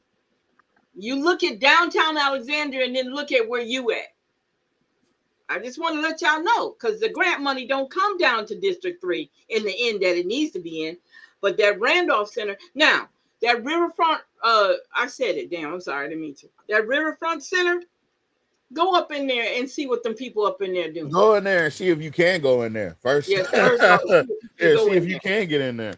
And then find out how many employees up in there, find out their salaries. Because we already know that center don't be nobody don't be moving nothing up in that center. Ain't that much stuff. They claim, you ever notice, and I don't know if they still do it or not, but remember they used to come to the city council meetings to tell us what is it called? The tourism. Yeah. Give them their numbers of how many people don't come visit Alexandria and stayed in the hotels and all that. You know, all that. That's where some of that information come from, right? You know what's really funny? He had y'all out there dancing in the rain at King George, and literally 300 feet away was a goddamn Riverfront City where you could have been inside. You could have been inside. Well, Mr. Leader, didn't Jock Rogers do that with the zoo? Say all people came from billions of countries away just to come to the Alexandria Zoo? Yes, he sure did. He sure said that. You're right. He said 1 billion countries. And Africa. Yeah. Now, you somebody from Africa is going to come over to our zoo when their whole lives are zoos. When I say zoos, I'm talking about. Whoa. Ease up, Klansman. Okay, I'm saying because they see the animals up front and center. That's what I'm saying. Ease up, Klansman. That's not necessarily true. That sounds like Clarence Thomas. No, that ain't. Thomas, go ahead. That ain't true, Mr. Lee. That's racist. Okay. Yeah. How dare you? They have zoos. Modern day cities in Africa. Yeah. Yes, they have zoos. That's what I'm saying. So you think they're going to get on the plane and come all the way over here to America and go to their zoo? They go, no, that's the Alexandria Zoo. That's the one they're going to come to. Alexandria Zoo. Because we got a new leopard. We got a baby jaguar. Whatever. It's not happening. I know if I was from Africa, where I know that there's lions, tigers, and giraffes, and elephants. You think I'm? I got a question for you. Did they bleed and die? and say that the Voting Rights Act may have been violated is just a slap. We can't hear it. Can't hear it. You can't hear it. Why can't you hear it? That's ridiculous. This should be on. This should be on every channel 3 times a day. Let me take this down and run it back. This should be on channel 4 at least 3 times a day. That man said he went to bat for his ancestors over this gerrymander shit. He said, "How dare you compare this gerrymander shit that we're doing?" Is what he say? And the guilt just flowed out of his mouth. All that guilt, because they know what they were doing was wrong. The Voting Rights Act may have been violated is just a slap in the face of every African American who bled and died. I said what I said. Who bled and died. I said what I bled said. and died. I said what I said. Bled and died. So it doesn't really hurt you. So It does hurt. Yeah. It does hurt. I know everything that you just said. I know everything you said. Miss Bell. The goddamn bled. Why did they call Miss Goins? Why didn't they call Miss Goins? They called Miss Bell. They should have called Miss Goins. You see how to ask that. Yeah. They should have called Miss Goins to calm down. Yeah, because he's allowed to do that. You know, You'll get it later. I got it. I got it already. I got it. Yeah, they wrong.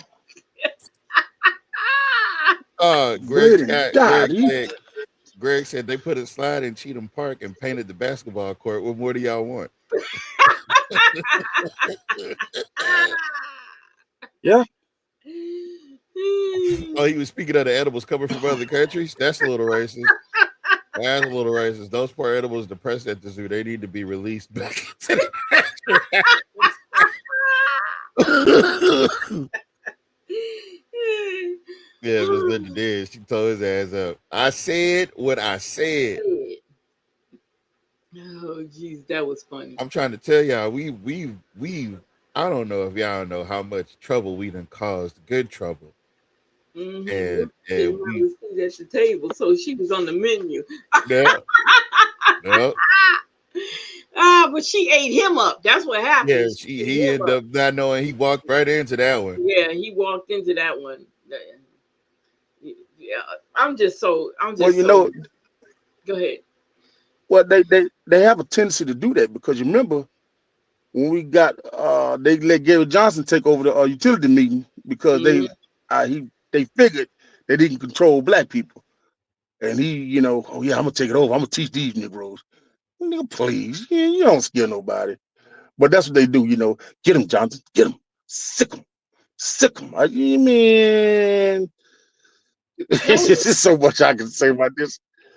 It's borderline humiliating. It's like being a white man hound dog.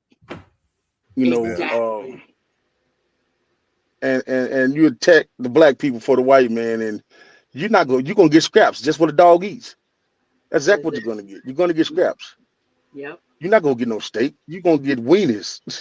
Beanie weenies. You ain't gonna get the good weenies. You're gonna get the beanie weenies. Wait a minute. What's wrong with beans and weenies? What's wrong with that? Times and change. You can't eat that no more. That's bad for your stomach. Yeah. Walmart done recalled it. That's what's wrong with it. Yeah, bad for your stomach. We're back in the spotlight last night. The council revisited redistricting after Mayor Jacques Roy vetoed their move to go back to the 2022 maps. The debate got heated, with council members and residents clashing over fairness, representation, and politics. Residents once again packed council chambers, voicing frustration over the redistricting. I wish the mayor would listen to the citizens. Councilman Jules Green led the push to overturn Mayor Jacques Roy's veto. He says it's because the 2022 maps were unanimously approved by the council and had support of the residents. It's simply going back to what the entire city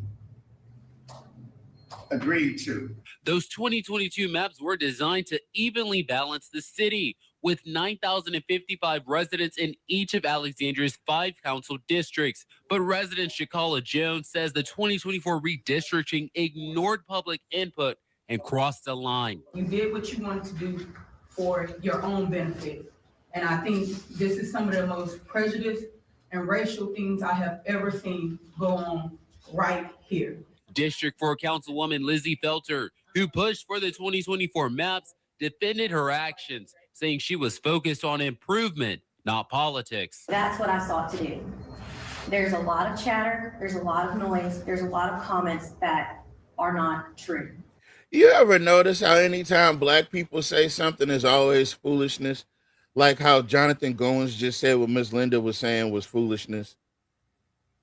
I get offended by foolishness. And he kept on saying that, right? And then Villard said that he's common sense and dollars and cents and he's the sensey and he like Etsy. And yeah, he got the babbling about sense. And then he was talking about how he's the common sense person and he don't like foolishness. Mm-hmm. Then you got her, Lizzie Felter up here talking about noise and chatter and foolishness, right? The problem is, and Mr. Porter, you can correct me if I'm wrong. My main issue with the foolishness that they perpetrate,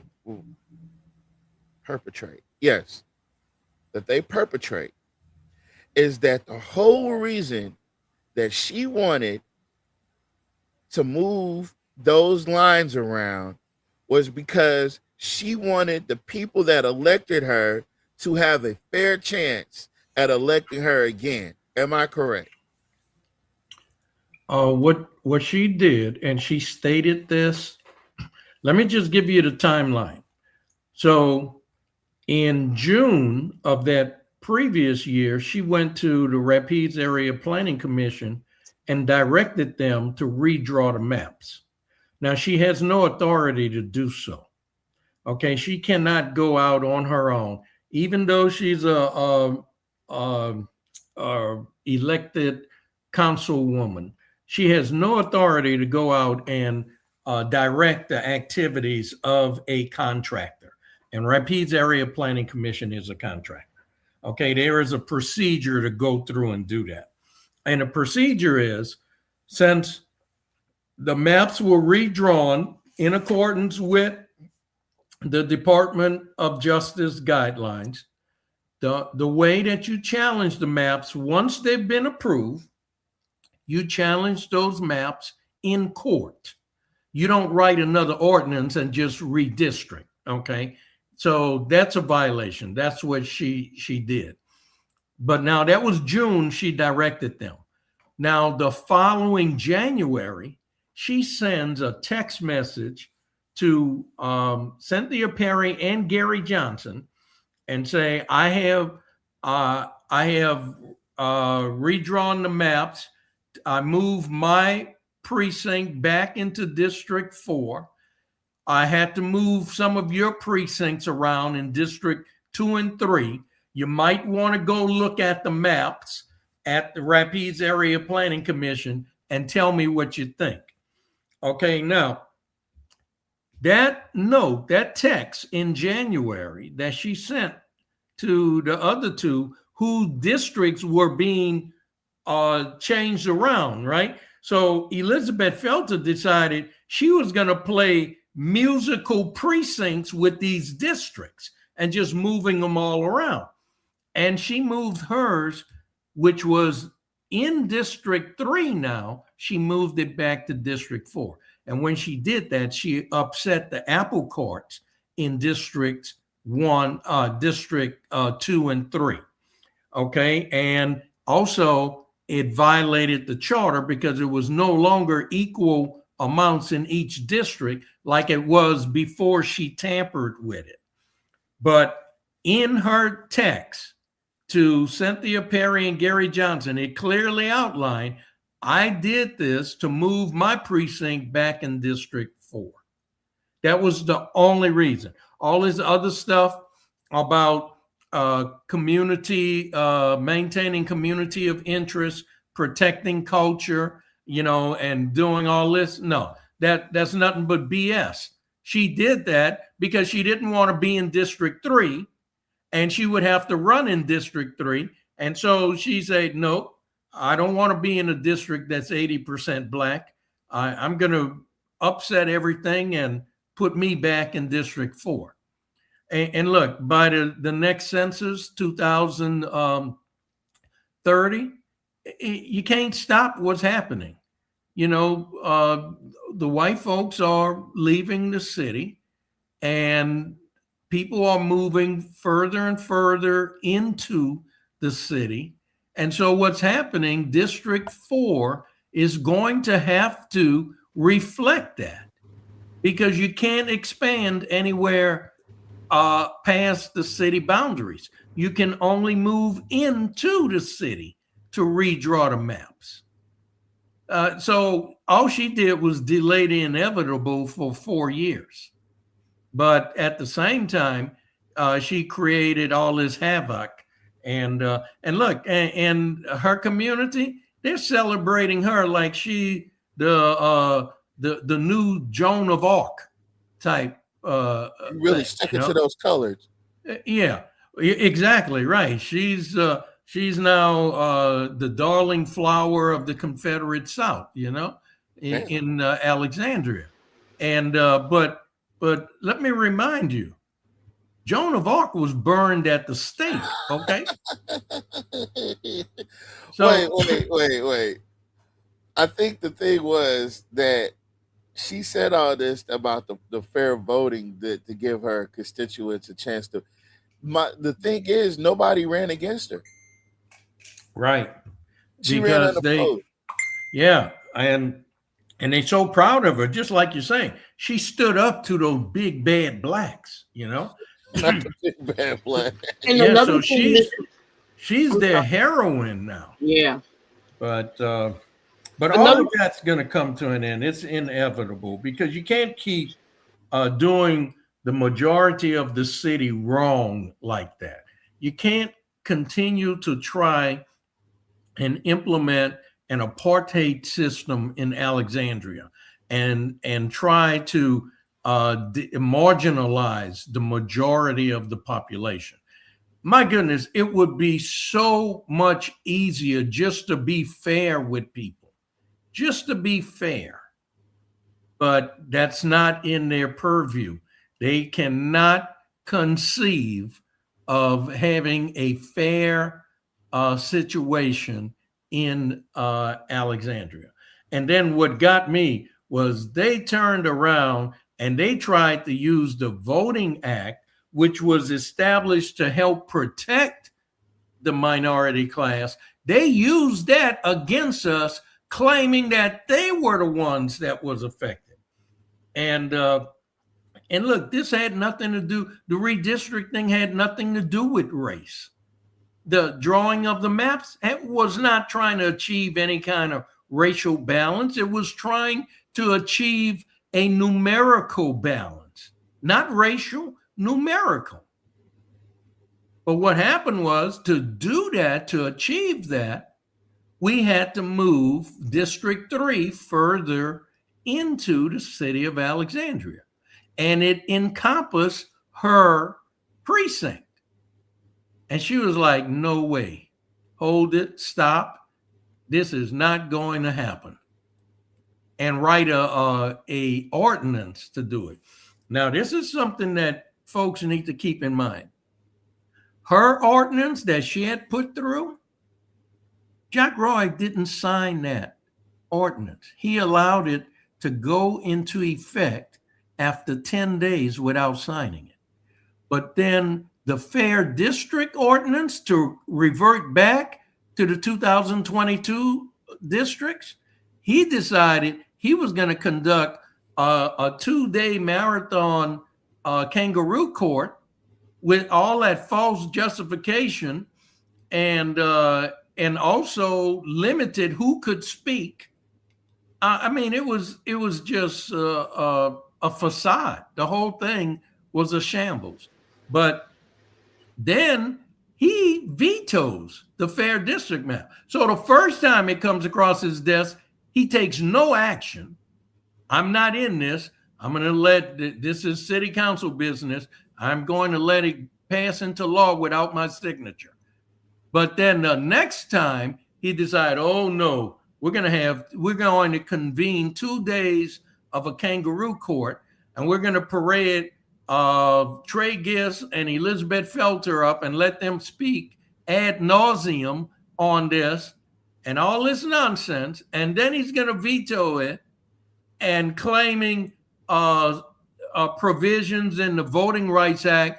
This was never about trying to redraw the district lines to get a racial balance. That was not it. It was redrawing the lines in accordance with the charter to achieve a numerical balance. And they just totally went off in left field, blast off into outer space and going to who knows where and trying to wave the banner of the Voting Rights Act.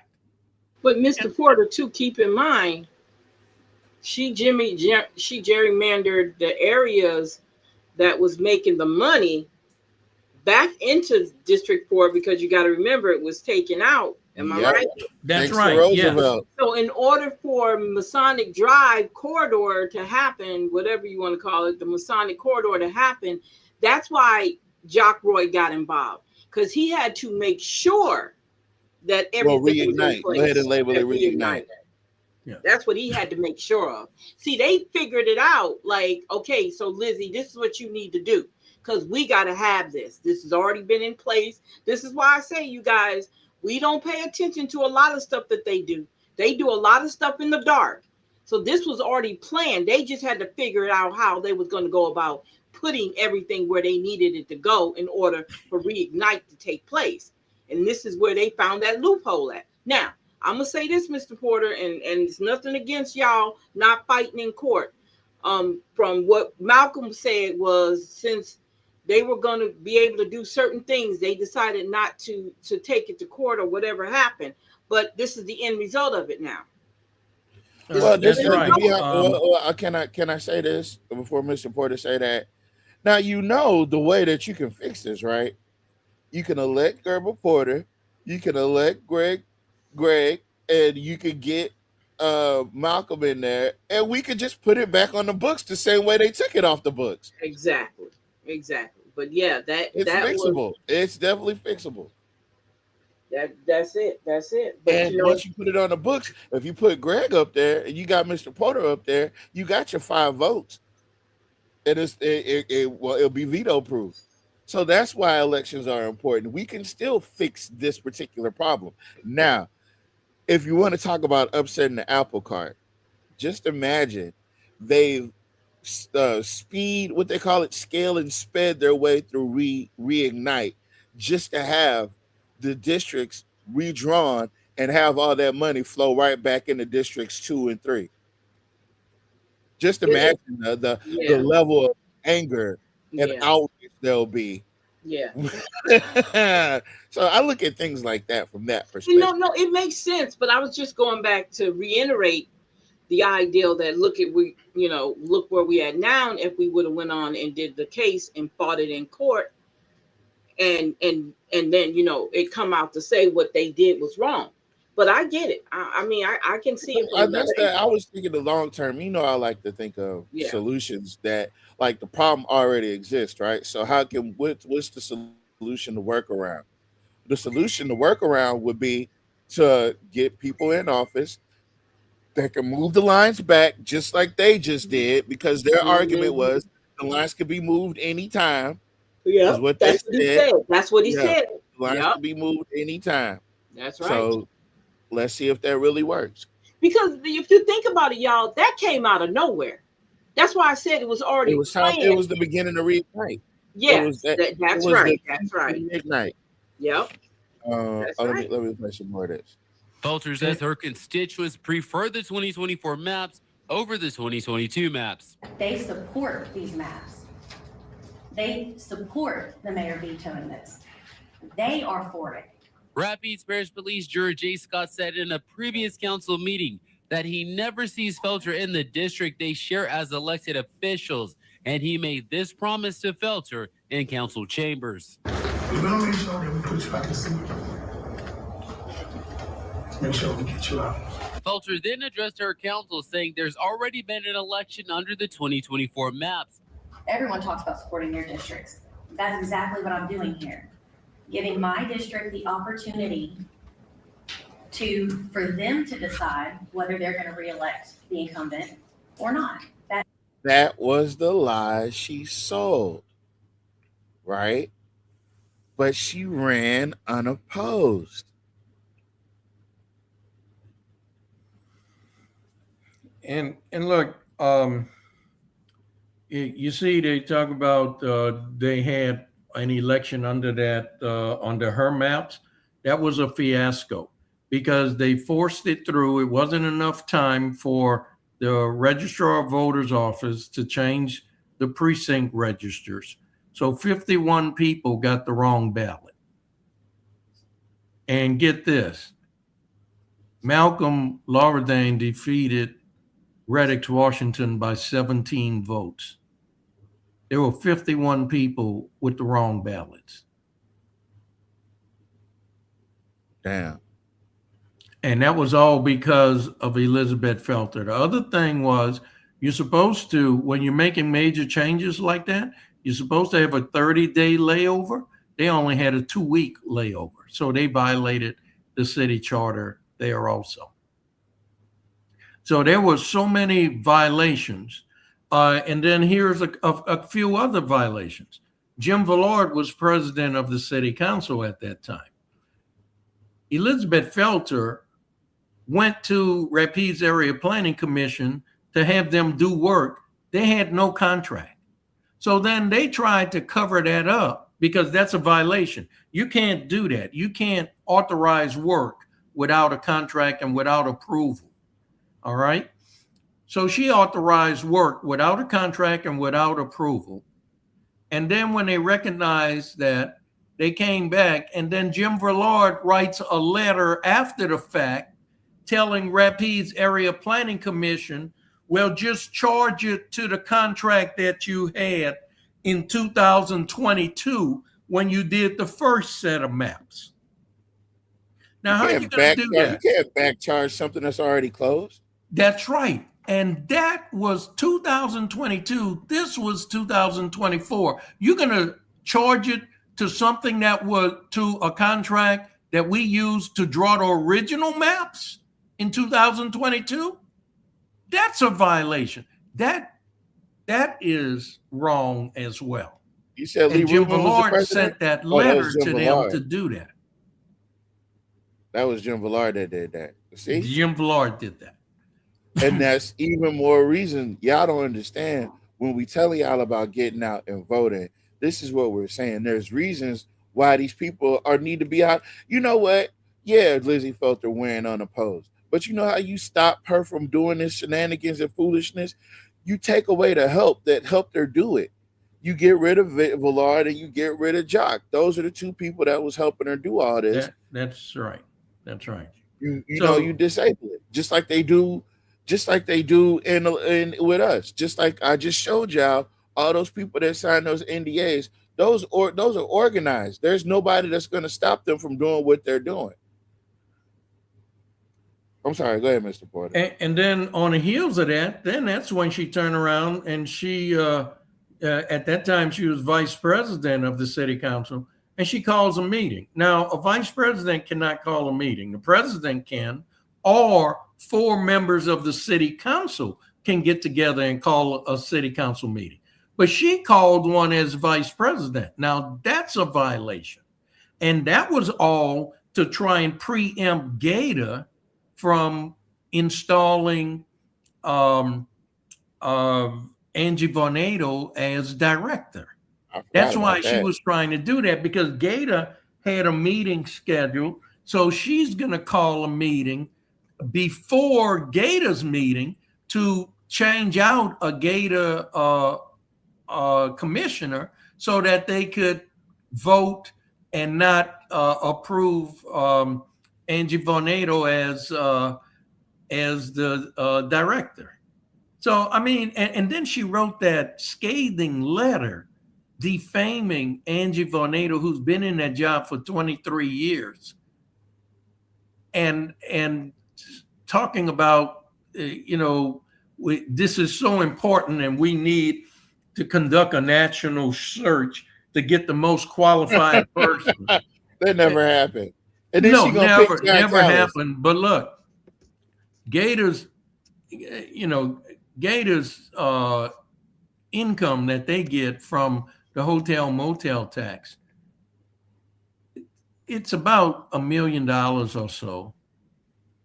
The city of Alexandria have $241 million. So if Elizabeth Felter really felt that strongly that this is so important, we need that money, well, go in, submit a budget supplement, move some money around, put $1 million into economic development for the city of Alexandria. That's what you do. You don't have to go raid Gators piggy bank and take their money. You know, if it was truly, as stated in her letter, that important to the city of Alexandria, and it's not that important. They just want to make sure none of that money finds its way into the poor economic areas, neighborhoods of Alexandria. That was their goal.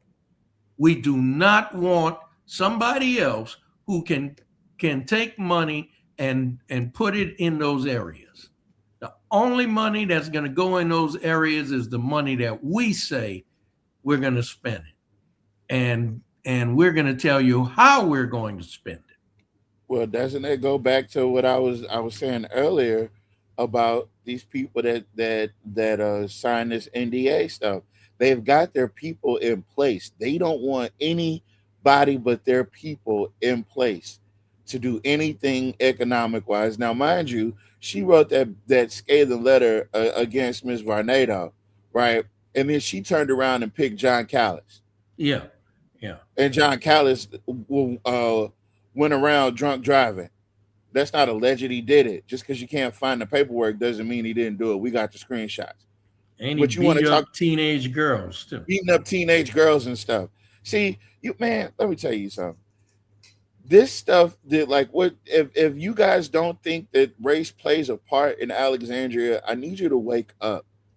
Whether you white listening to this or whether you black listening to this, wake up. Stop being oblivious to the obvious. Just because they pick a few colored people to shine their badges and let them be the example of what black folks should be in Alexandria. I don't want to be Patrick Van Dyke when I grow up. I don't want to be Reddix Washington. If I'm running for a political office, I don't want to be like Gary Johnson and get an endorsement from Jock Roy. That's like a kiss of death to me. I don't want to be like Reddix Washington and get an endorsement from Jock Roy as a black man. I don't want to be like Jonathan Goins and having to do all the jock dirty work as a black man, or Michael McCaffrey. I don't want to be those people when I grow up. Because those people aren't people with backbones. Those people are people. What you say? What's the back of the shirt say, Mr. Porter? A man can't ride your back unless it's bent. And these boys done put saddles on their back. And Jock wears the spurs. And he rides them boys off into the sunset. It's just what it is. That's not, come on, it didn't. I need Shamira because she could tell me whether or not that was weird. She said, I don't want to. She said, I don't want to be anything Dyke. She's just as bad as me. I've affected people. That should be their choice. An incumbent should not be written out of their district. But District 2 Councilman Gary Johnson pushed back. Did your homework and you talked to your people, but you didn't talk to my people. Because why would she talk to your people? You're in two different districts. And that because he's saying that because she gerrymandered some of his people. That's why he was saying that. And you right. She upset the apple cart in districts 2 and 3. Yeah, that's what she did. That's right. Just to move her precinct back into District 4. And that's the only thing he ever said that was really like legit. So she caused a lot of collateral damage in districts 2 and 3 just to satisfy her own personal goal of getting her house back in District 4. District 4. Your home was moved out of your district, right? Am I right? So let's change the map. That's why I look at it. That's something I would never have done. Johnson says his main concern with Felter's redistricting effort in 2024 was that residents did not know who their representative was. You were saying that you did what you had to do. Congratulations to you. But you didn't do it for all the people. You didn't do it for the people that I know.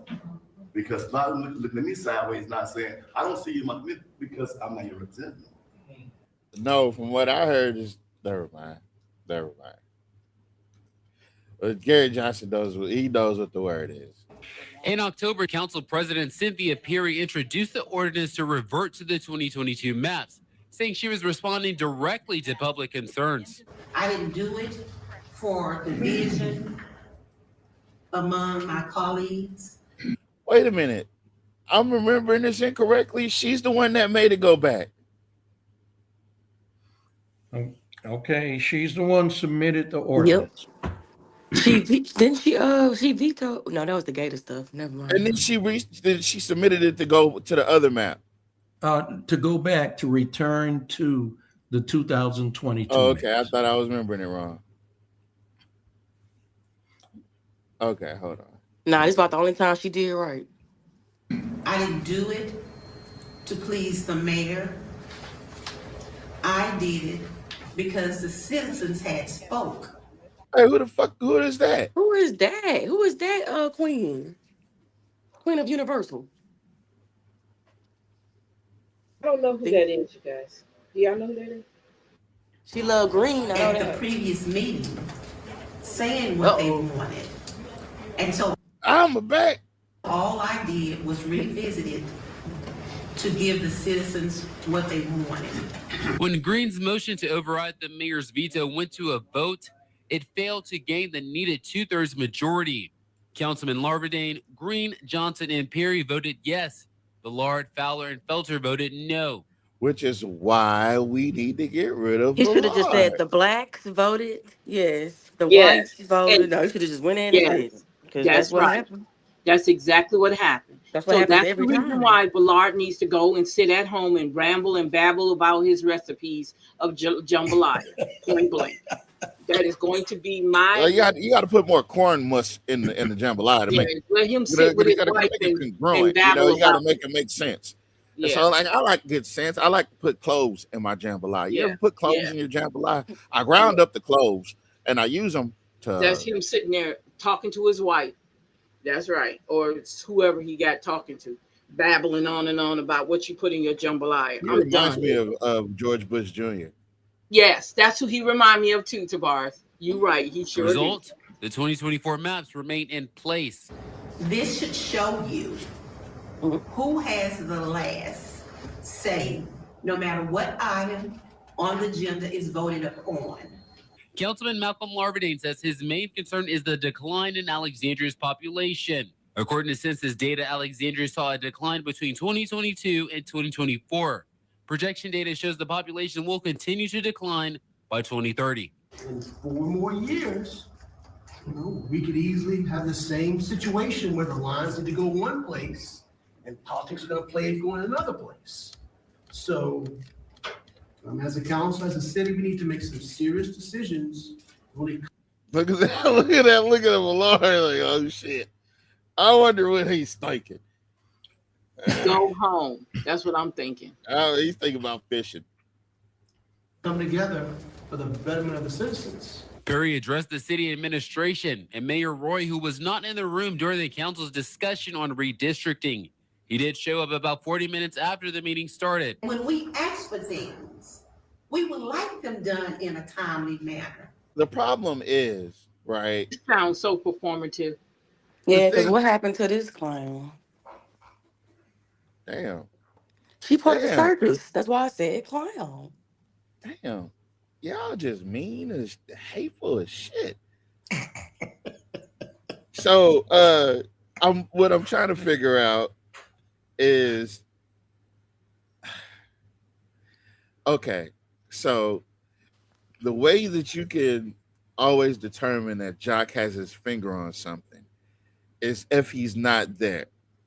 If he's not there and it's being discussed and he comes back and vetoes it, listen, this was all Jock's plan, because Jock's big coup de grace was going to be Reignite. Reignite wasn't going to happen with those district lines the way they were. That's because majority of the commerce they needed out of District 2. They needed out of District 4, out of District 3. Majority of that commerce needed to be where they could put it in that Masonic corridor. That's the reason the line was moved. This facade about letting people vote and pick nobody even ran against her.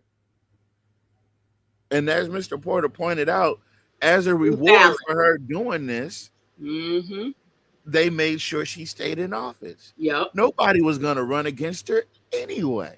So that was a lie that she moved them lines off of. That was They hid it behind the voting. It was a double Uno reverse behind the Voting Rights Act. Yeah. And that all of this was a performance. Yep. Don't forget the performance. Yeah. Because look what happened. Nobody ran against her. So it had nothing to do with no doggone votes or nobody being able to vote for the right people or the person they wanted. She knew that from the get-go. That was just a lie she told. Cynthia Perry said a timely manner, but she is okay with Cheatham Park getting done in 2030. Damn. You can't listen. You're not going to beat those allegations, man. Let's go ahead and wrap this up. We would like to get a response when we email or we call or we text. Just respond if it's no more than say, I'll get back with you. She ended with a pointed message, quoting scripture directed at the mayor. Jesus. You know, scripture's all right. No, I'm good with scripture, right? But, ma'am, the people just got gerrymandered. Is there a scripture for that? They just got you like Jock just sat up here and vetoed request to move the lines to where they're supposed to be. I just can't. You know what? I can't stand the performances. That's what I can't stand. I can't stand. Mama, I'm getting like that too. I can't. I just stop doing. Just be yourself. Not only just be yourself. Just go ahead and say what the hell you was trying to do. Yeah. That way we can all be on the same page. Yeah, we'll get it. We can get it. People would understand better if you quit playing the games. That's all. Stop playing games. For a person who stir up division after warning him once and then twice, have nothing more to do with him. How are you going to separate yourself from the mayor? From Jock Roy. You're the damn council. The next time she was on there, they were smiling and laughing and giggling. Man, I'm talking about 30 minutes later. Her whole attitude changed. 30 minutes later. Yeah, that's why I can't do people like that. You're either going to be mad or you're not. I'm sorry. I don't play that. I can't play that up and down. To me, I can't. If I don't like you, I don't like you. Here's the rest of the story. No. Hold on. But like, I don't like when a lot of people throw God in the mix and they always like, oh, God will handle this and that. But y'all forgetting that God stood up for himself too. Well, Jesus stood up for himself too. Jesus was a rebel, and I don't. You know he stood up for himself. He ain't no punk like y'all up there in the city council. He was not no meek, mild little thing. He didn't do that. Praise me and hold me and worship me. He didn't do all that when he was taking care of flipping over tables. Okay. And I don't know where people get this attitude that we got to always bow our head and pray on everything. Just do it. Get things done. Right. Just get things done. Come on now. Church people be using certain scriptures. That's all. Yeah, wait a minute. Yeah, but you know, that's right. They pick and choose the scriptures they want to use when they try to beat you up with it. No, I'm not moved by that. You can't make me feel guilty about the Bible or anything. No, nobody should ever make you feel guilty though, because Jesus didn't make us feel guilty. Yeah, I know. Oh, that's a whole nother topic. I'm gonna be quiet. That is. Look, like Mr. Lita say, I'll be quiet.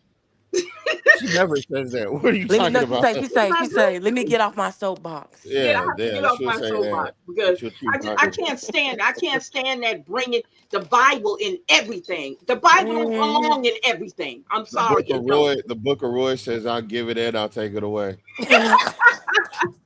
I'll take it and put it in Johnny Downs. That's what he said. That's verse 16. Chapter 2, verse 16. I'm gonna take it and put it in Johnny Downs. And I'm gonna take it and put it in Reignite. Yeah. I'm gonna take it and put it in Thou shalt not forsaken thou reignite. It is a grant and a loan. We should call this day Reignite Day. Reignite. That's right. We're gonna have a reignite day, y'all. We're gonna have to put one together. And hopefully somebody from the administration will finally present a cost-benefit analysis for this thing that they're calling Reignite. Exactly. And hopefully they can connect the dots. Exactly. Because I'm still trying to connect the dots with this hodgepodge of a grab bag of projects, all labeled under the title of Reignite. Mr. Porter, I wanted to explain this to you. So in the FAQ, right? In the FAQ, they had this section called the ACEs, right? And I'm assuming that it was the 4 key elements that people are going to want to come to. One was shopping, one was the zoo, one was the parks, and one was dinner. Yeah. And that was pretty much. It's on the city's website. You could just pull it up. You're just lazy. No. Okay, and look, here's the thing. They keep touting that they want to go to the bond market for $40 to $50 million of bonds. All right, and that'll strap us for the next 30 years. But the thing is this: where is that revenue going to come from to pay the annual interest on those bonds for the next 40 years? And if this project had a cost-benefit analysis, it would tell us how much money this project is going to bring in every year. And then how much of that money could be used to pay the interest on the bonds. Now, if you don't have money coming in from these Reignite projects, because it's not going to grow any revenue, pickleball is not going to generate revenue. The tennis courts is not going to generate revenue. The splash pad, all these things, the zoo loses money. It loses $1 million a year. It's not generating revenue. So where is the money going to come from to pay the interest on these $50 million of bonds every year? It's going to come out of our general fund. And when that comes out of our general fund, we have less money to spend on projects around the city of Alexandria. So we end up even further and deeper in the hole than what we were before this. And that's why there is no cost-benefit analysis for the Reignite program. Well, wait a minute. Wait, Mr. Porter. Now, he said along the corridor in those buildings that there were going to be medical facilities, different kind of clinics and stuff. So that's where the money was going to be coming from. I'm just saying. I'm not. Okay, well, let's explore that. That's where the money, I guess that would be where your return on investment would be, is if you have clinics and different doctor offices along that corridor. And those, I guess they're going to redo those buildings there, I guess. I don't know. But they're going to charge rent and make the money? Like, what are you talking about? Yeah, to doctors, yes, exactly. Exactly, to clinics, to healthcare, we don't have no insurance, all that stuff, you know. We don't have doctors now. But wait now. Who owns those buildings? That's what I'm saying. You talking about getting money through a third party. Like that money's going to have to pass through several people's hands for it to ever get back to the city. I'm just saying, he said that's what he was going to.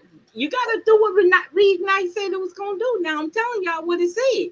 Yeah, well, look, that's good. That's good that you brought that. You identified that because, first of all, the city doesn't own that property. So if the city did, they could sell it and maybe make some revenue.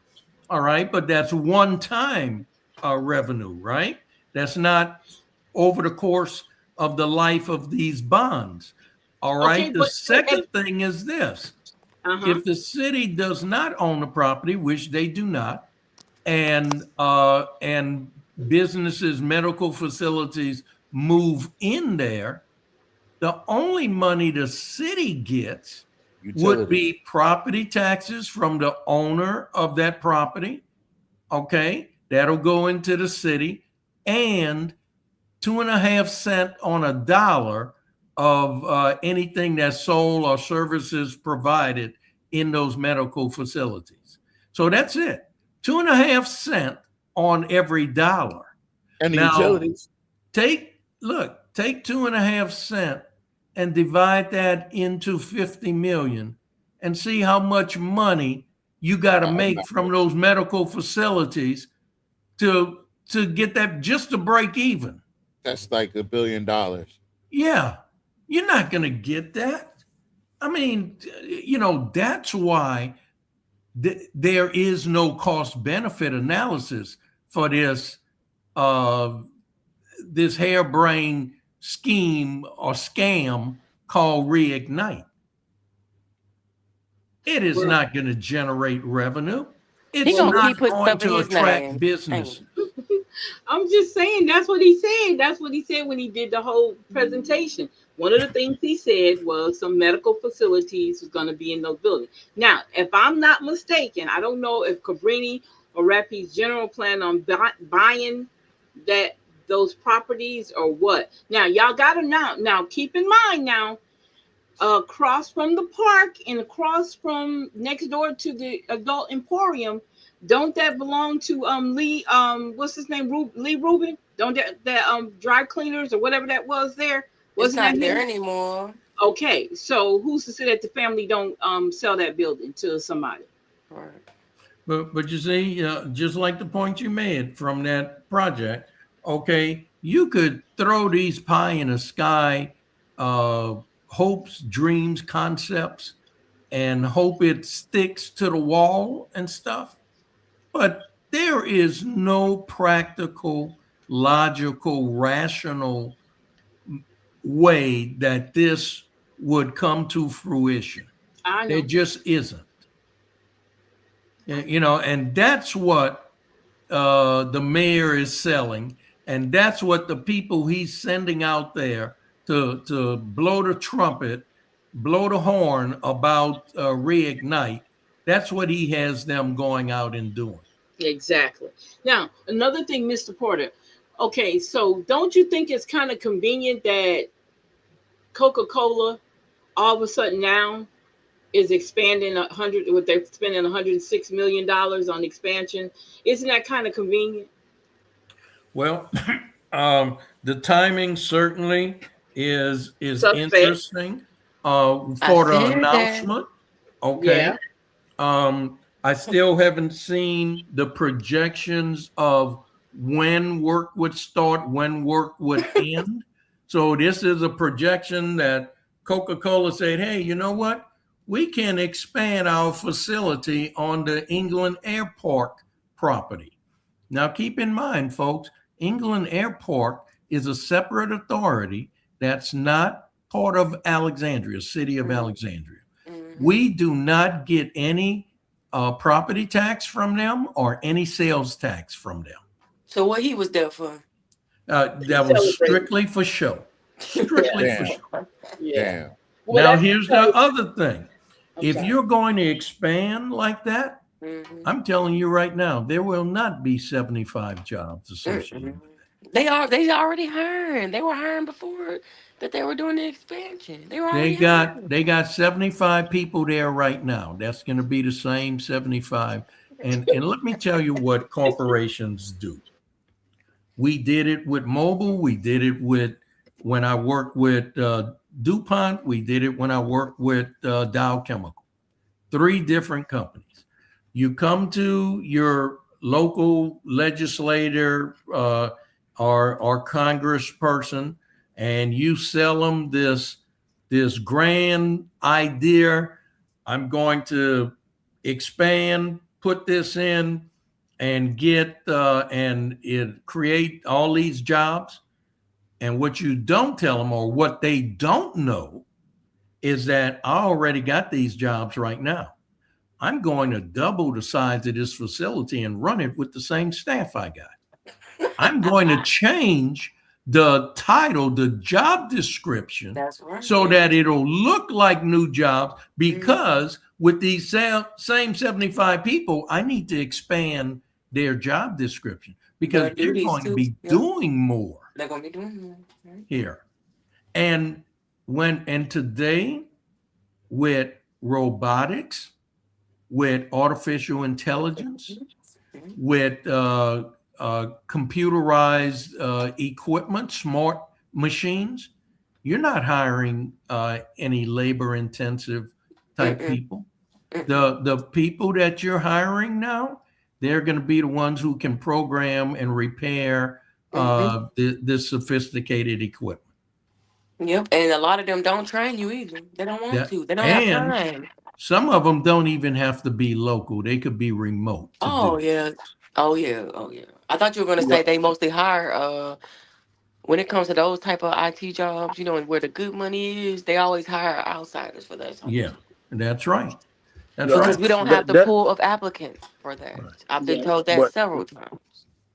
Y'all, that stuff is done for logistical reasons. That's all that is. Their Coca-Cola job is done for logistic reasons. Now they're telling you that we're going to get some jobs. They're not telling you that people are losing their job everywhere else, though. You see, because what they're going to do is shut the plants down, other places, and they're going to make the tickets right here in Alexandria and just ship the tickets to the other places, and people are going to deliver them. So, okay, say for instance, if Super One want 1,000 cases of Cokes and 2,500 cases of Sprite, they'll make the bill right here in Alexandria, right? And when they make the bill, they'll ship it to Lake Charles and let somebody else from Lake Charles distribute it. Take it to that's all they're doing. That don't have nothing to do with Jack Roy. Yeah, they can do it from home, like you said, because it's logistics. It's paperwork. It's computer work. So that's all it is. It ain't. And guess what? They're gonna have to some computers gonna be involved in it. Exactly. Yeah.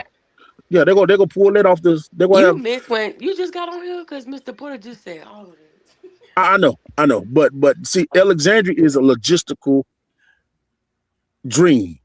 If they did it right. If they did it right. That's right. If they did it right, Alexandria is a logistical dream, because guess what? 2 hours to Shreveport, or an hour and 45 minutes, 2 hours to Baton Rouge, 45 minutes to Lafayette. I mean, hour and 50 minutes Lafayette, hour and 15 minutes to Lake Charles, or 2 hours to Lake Charles.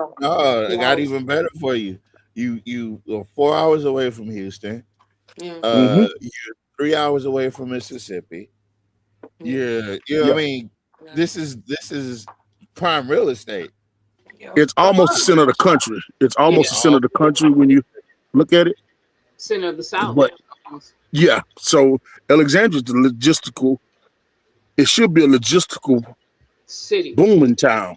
That's right. But they don't know how to run it. They don't know how to go solicit businesses, because if I solicit new businesses, then the old money gonna get mad because these employees are leaving here and going to work over there. So that's right. You're right. You see, I'm leaving Antune as soon as I can make over $12 an hour. I'm going Antune. You said I'm going Popeyes. And another thing too, Miss Nat, saying that you get better jobs, get a better pay. They don't want you in the neighborhoods already. Yes. Okay. Think about that. That's what that is. I want to say this. Jock, just in case you're listening, I want to talk about indicators, since you have your blinders on as to what an indicator looks like. Right? Now, first and foremost, we're on your Facebook page. So your social media is sorely lacking, right? But because you don't know what to put on social media, you tend to put a bunch of random shit on your social media, right? You're talking about Alexandria's momentum is clear and we are headed in a better direction. Let's finish the job, ready together, proving. What momentum? Can you go to districts 1, 2, and 3 and talk about the momentum about the momentum that the city has built up? You know, him and Valar, they're just picking up where they left off on their Facebook page. That's all. Because their most recent is hours. I mean, not hours. Yeah, Years. this was 10 Before. hours ago. Listen, he said, what a great vote of confidence that Alexandria is moving in the right direction. He is sad as hell. Coca-Cola, He ain't got no type of clout. Damn. He got no aura. That's what it is. Got no, he got no aura. He ain't got no aura. Look, and the people were telling him, oh man. We tired of him. This has nothing to do with Jock Roy. The company did this for logistic reasons. Remember, Alexandria is the center of the state. It has nothing to do with Elmer Fudd. He called him Elmer Fudd. Tell folks how y'all call District 1, 2, and 3 the slums. Ooh, will this make Coke Zero prices great again? I miss those pre-COVID sub $10 case prices. Coke is building a $106 million robot to load trucks. Don't get too That's right. Look, I'm telling you, first of all, they haven't said when they're going to make this investment, right? And when that investment will start to take place and how soon it'll be finished. But when they do, it will be all robotics. There will not be additional jobs. Those 75 jobs will be reclassified, and it will be artificial intelligence, computerized, and robotics. Absolutely. He said, well, that robot is bringing 84 direct jobs and over 100 indirect jobs with it. I'd say that's a little to be excited about. He said, I stand corrected, 84 jobs. Sidlaw is saved. Somebody said, thanks, Jock. And somebody said, for what? We're looking to have you, Jock. Great job, Jock. I'm a young man looking for work. Join a union and get out of here, man. He said, I guess they're building it on 28 West like everywhere else. Everyone else. Why don't we go ahead and move the whole city out there? Ooh. Somebody said Goy Slop Enterprises expanded operational in Goy Cook Central. No. What are these words people are saying? Oh my God. Here's Pat Burgess. Yeah. Kind of figured that. But yeah, your mayor has zero aura. Like, as the kids say, you guys zero aura.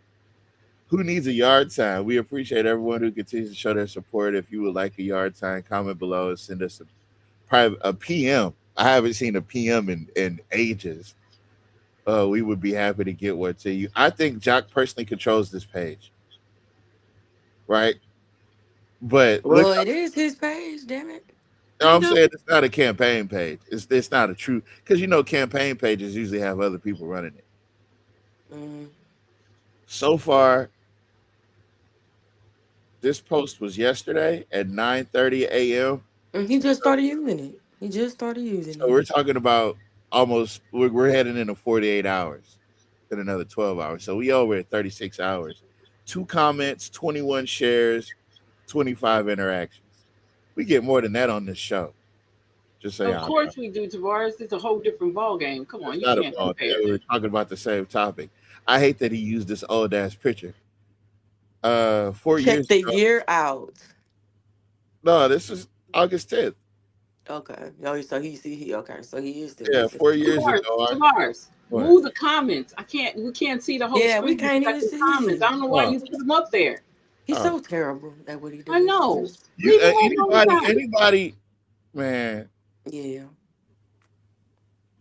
4 years ago, our city was headed in the wrong direction, and we took a decisive action.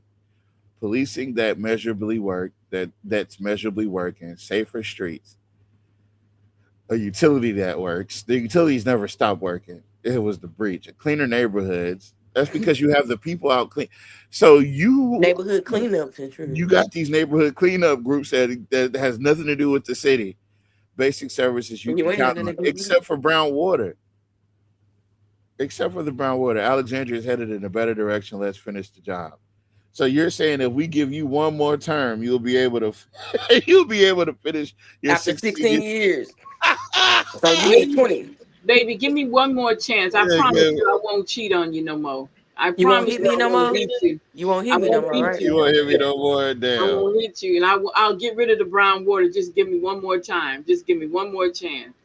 You know, y'all, he's considered a lame duck mayor, right? Y'all do? No, not yet. Not yet. We'd have to No, have a he veto. is. After the first one, he was lame duck. No, okay. The way lame duck works is I'm that no just matter kidding. what policies he put forth, that he could be overrode. He won't be a lame duck until we get 5 people on the council. Until we get a veto-proof council. I'm putting it in out there in the universe. He's a lame duck. Well, we don't want him to be a lame duck. We want him out of there now. Well, him and Ballard, they need to be lame ducks out. Yeah, there we go. Giving an update on a major. Oh, okay. So yeah. The last time we used it was Exactly. was 4 years ago. Ain't that something? Yeah. Look at that. No updates, no register to vote, no it's voting day, no nothing. See, the one thing he knows is that this campaign can be won or lost on social. The battlefront is social media. But y'all, guess what? The reason why he ain't putting no effort in this Facebook page is because he already thinks he got it in the bag. No, he thinks so. I wouldn't think so. If this was any indicator, Oh, they about to pop it off, Mr. Leader. They about to pop it off with the events and stuff. You about to see it's about to be navy and yellow everywhere around Alexandria. there'll be mustard and water everywhere. Yeah. I think somebody should get a big gallon of brown water and sit it on the steps of the city hall. That's what I Don't think. do that. I'm just kidding. Don't do that. Oh, and he's using the same signs from last time. Okay. Yeah, he's using the same signs for last time. Yeah. All right, that's how you save money. Because he don't have to fight. You don't get it. He ain't got to fight. Yeah, he didn't get no big numbers on this post from 4 years ago. 31 likes and 4. Yeah. They probably didn't even know he was even. I mean, he had one. Calling Look, I cannot wait volunteers. for you to be mayor again. They talking about me too. They must have been broke. If I lived in Alexandria, you would have my vote. If I could get to vote, Ask us. yeah, for Mary, we would vote for you hands down. You got my vote. I voted yesterday, and my favorite mayor, Mayor Roy. Okay. Deborah McCall says voted on Wednesday. Is that your people, Mama? Oh, so cute. Uh-oh. He's got our vote. Voted yesterday. Too cute. This is the cutest ad I've seen. What a cute puppy. You know, these people have not said anything about policy. They haven't said, hey, I'm so glad you did X, Y, and Z. Calling volunteers, we need you for Tuesday, November 8th, Election Day, poll watching, and other fun activities. Time to help JTV. What is JTV? Is that Jock TV? Okay, come on, let's go vote and let's help bring this home. Poll watcher. I think they wanted to say GTV, get out the vote. Host for the Pinoy for Roy party. That's the Filipinos for Roy. Great turnout, great times talking about the future in Alexandria. Not the Filipinos for Roy. Oh, wow.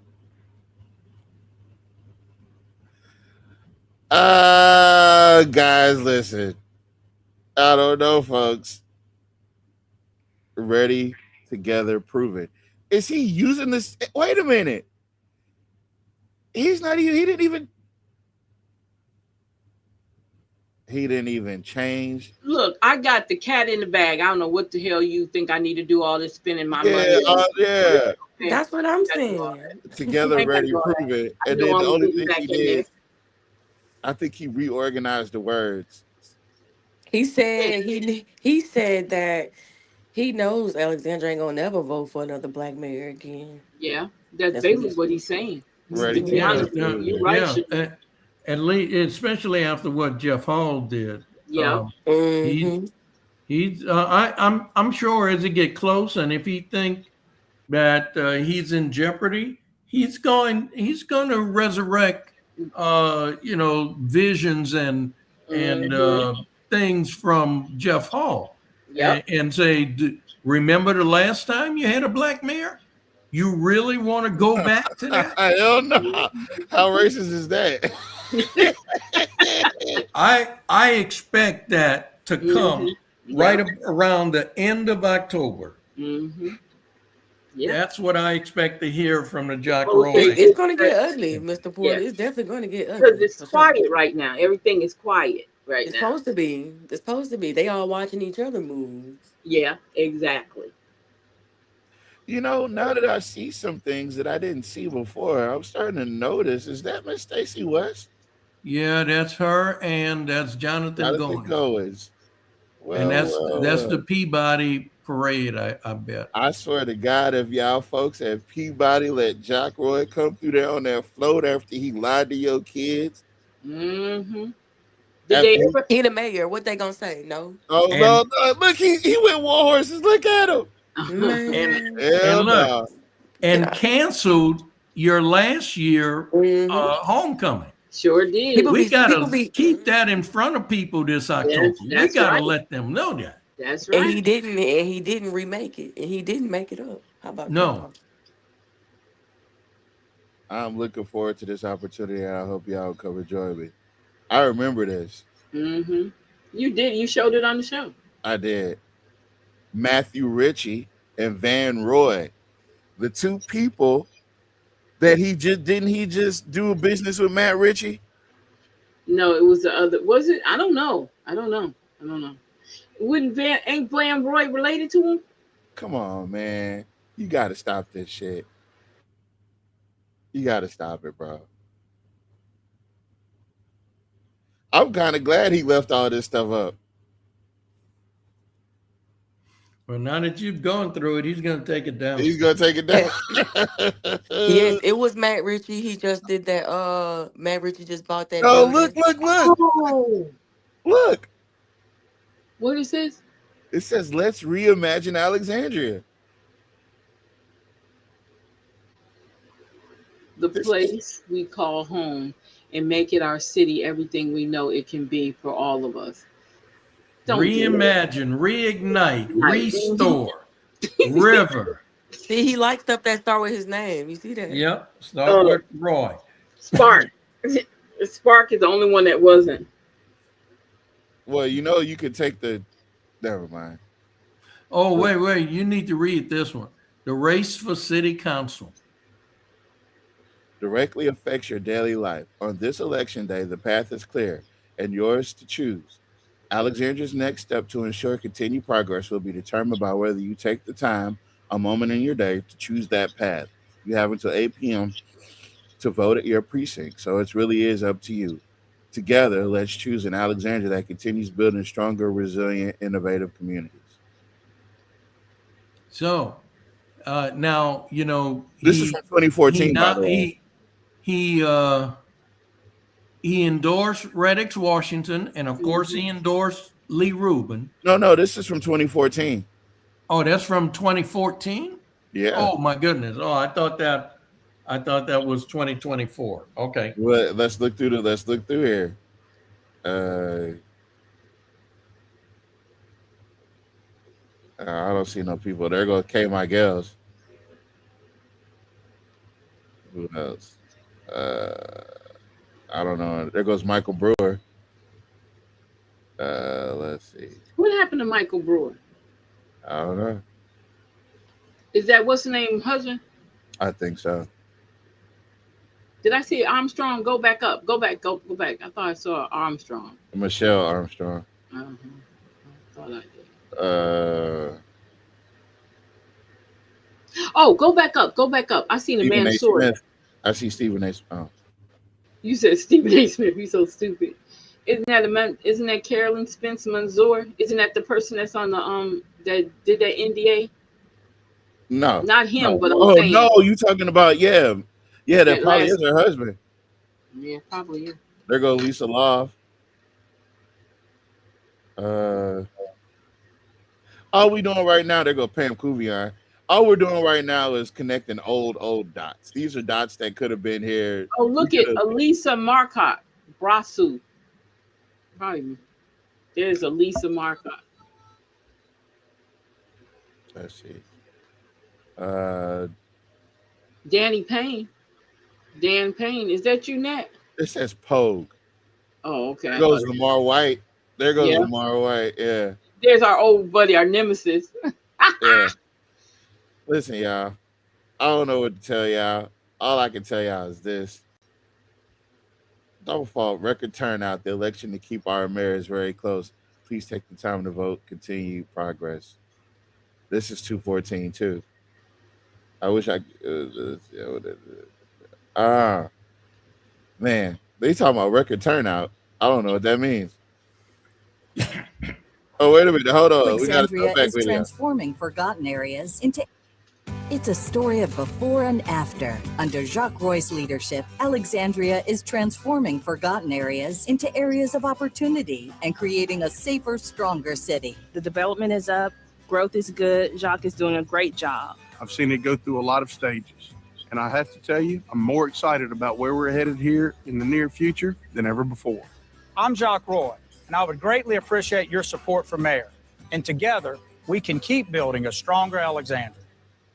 It's a story of Wait a minute. When did he do this? This is areas of 2014. opportunity and You know creating what? I a should have looked safer. at this first. Hold on. Yeah, because I didn't know that. That's the first time I ever seen that video. You seen this one before, Mr. Porter? No, I have not. Me neither. Oh, we're going into the vault. We're going into the vault. Well, okay. Everything is all about keeping the city going in the right direction. Now you've been saying that shit for 12 years. Since 2014. Since yeah. 2014, we've been headed in the right direction. Oh man. Yeah, damn. How long is it gonna take us to get there? Shit. Damn. I'm sorry, y'all. How long? How long is it gonna take for us to get there? Well, that trip down memory lane just further solidifies the reason that we need to change now. Yeah, because Bland ain't nothing exciting happening. He's not even showing any interaction with the community on his page.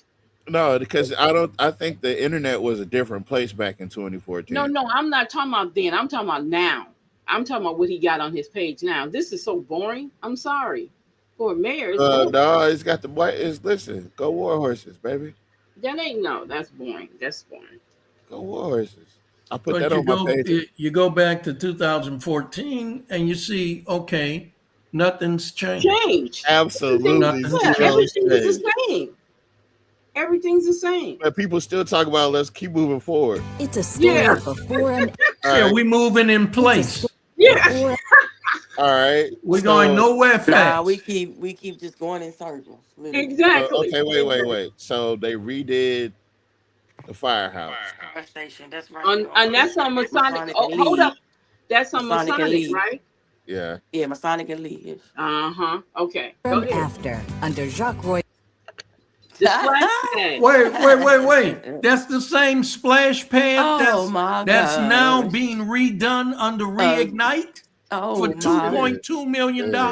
It is. Oh my It is. goodness. It's the same city park too. This was over a decade ago, bro. Yes, and Oh now my they're spending God. $2.2 million Oh, to upgrade it. Oh. Oops. Listen, Jock, I'm sorry, bro. I just went on your Facebook page, man. That's all I Yeah, did. he finna delete all this. Roy's leadership, Alexandria is And what's that? Where's Bolton that at? Avenue. Bolton Avenue. Instead. Oh, Oh, Lord, yeah, that- look. That's the Red Cross building. Yeah, it wasn't there before. Why wasn't it there? No, It don't Because look that's like it. 1950. No, it was. And before is 1950. Oh, That's Oh, I yes. can't Oh, see it. my God. I just can't that see it in the is- picture. That is an old picture. Look at Mr. them Porter, cars. this is before you ever got to Alexandria, whatever the hell. They Oh, showed yeah, I you didn't that get picture. here until 2005 after Katrina. Oh no, this is definitely a 2005 era. Yeah, Life looks good in that picture, bro. it Like does. it just looks Yeah, simple, Yeah. you know? The air looks clean. Oh, life wh- looks simple. This is where Food Mart was. Not Yeah. Food Mart. Where what's the name of that damn store? The grocery store.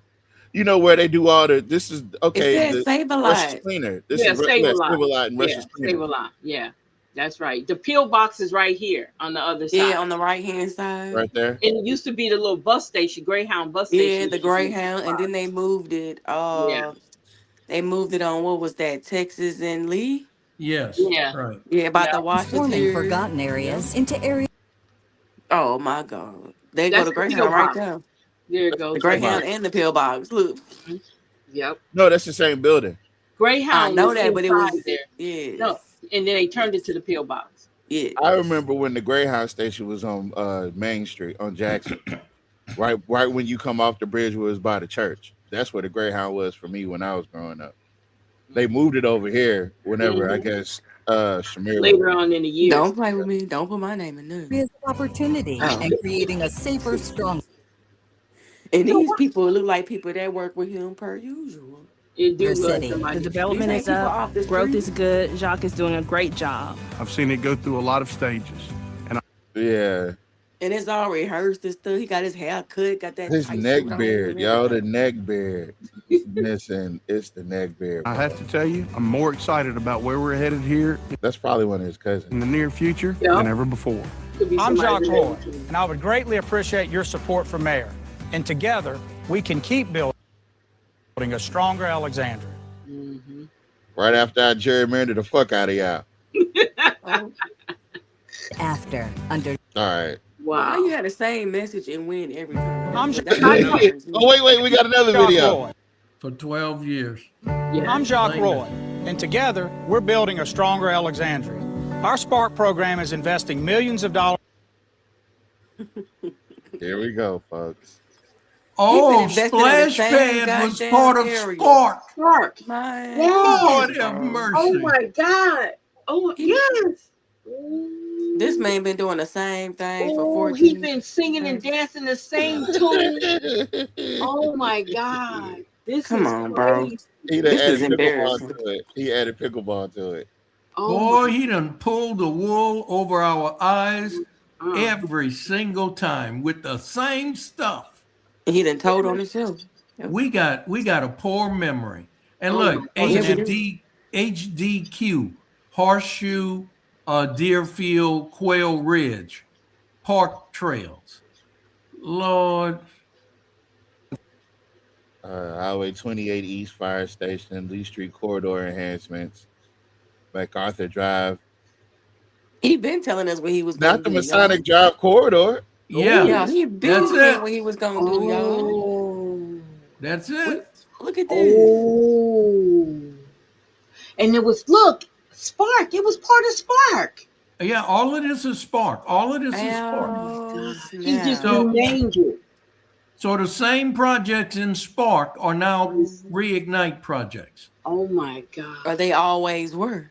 Or they always were. Look, improving our quality of life. He's been telling you the whole time. You can't really get mad at him for lying unless it's about the Sugar House Road enhancements and the 3rd Street enhancements, because the 3rd Street enhancements was a slap in the face. And the So Sugar I House guess Road enhancements. this is what he means by it takes time, huh? Oh, No, Because he look, been doing this wow. for almost 16 years. what sidewalks on Lee Street and Texas Avenue? We don't have sidewalks on Lee Street Maybe it was a part of Spark. and don't have it on Texas Avenue. Nope, there's no sidewalks on Texas Avenue. A lot MacArthur of Drive enhancements. I have no idea what that is. Hold on, I gotta get these comments. Lee Street corridor enhancements. Y'all got bamboozled. Oh my God. Y'all got lied to. Oh my God. Woo, y'all. That is crazy. Did he think nobody would do this? No, nobody would do this. Come on, it would take literally, it would just be me to do this. It would be one of us to literally just go down this page and try to find, like, I was looking for another video because I really wanted to see what kind of media was he putting out. Now everybody finna start scrubbing their page, Tavares. Thanks. Do you see they have Cheatham Park under Spark? Yes. Oh my God. Yes, they do. It sure is. boy, we've had the wool pull over our eyes. We've been bamboozled all these elections with Jock Roy. And look, he cannot win without the black vote. Black people been voting for him. Yeah. This is crazy, and he's been running the same game on you, election after election. There it goes. There goes community policing. There goes your CSOs. We can't hear it. Because there's no sound. I turned the sound down. I think it's demonic.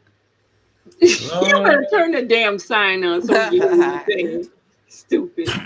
And improving our quality of life, investing millions of dollars in infrastructure, creating new jobs, and improving our quality of life. Our Safe Alex effort and top-notch community policing are reducing drugs and crime and making neighborhoods safer. Together, we've accomplished a lot, and we're not done yet. He got his hand on that lady leg.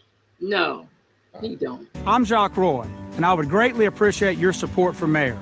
And together, we can keep building a stronger Alexandria. Never trust nobody that talk with their throat. And he's been dressing the same forever. Yeah, look how he's so born, and he's not an older man. He dressed like an old man. And together, we're building a stronger Alexandria. Our Spark program is investing millions of dollars in infrastructure. He said they put $201 million in the Spark. And y'all still sinking hundreds of millions. That'll be all our money, huh? That'll be our whole budget. Just about. About. So make it make sense. Oh my God. Well, Tavares, you know what? I'm gonna have to put the hand clap on you because you found this like what? This man been lying to you. Huh? All I did was scroll. But damn, Tavares, this is big, y'all. I tell you show that to people. Somebody's gonna wake him up out of his sleep. Watch. When was this? 2014. God darn. And now it's 2026. Not a thing has changed. Not even his campaign. Not even his campaign. Creating new jobs. I'm trying to tell y'all that's what I was looking for. So when he handed jobs and improving our quality of life. That's the wrong one. Our hold on. It's getting better every day. Hell no. I love Alexandria, and it's getting better every day. We appreciate what Mayor Roy is doing for parks and recreation in Alexandria. I've seen it go through a lot of stages.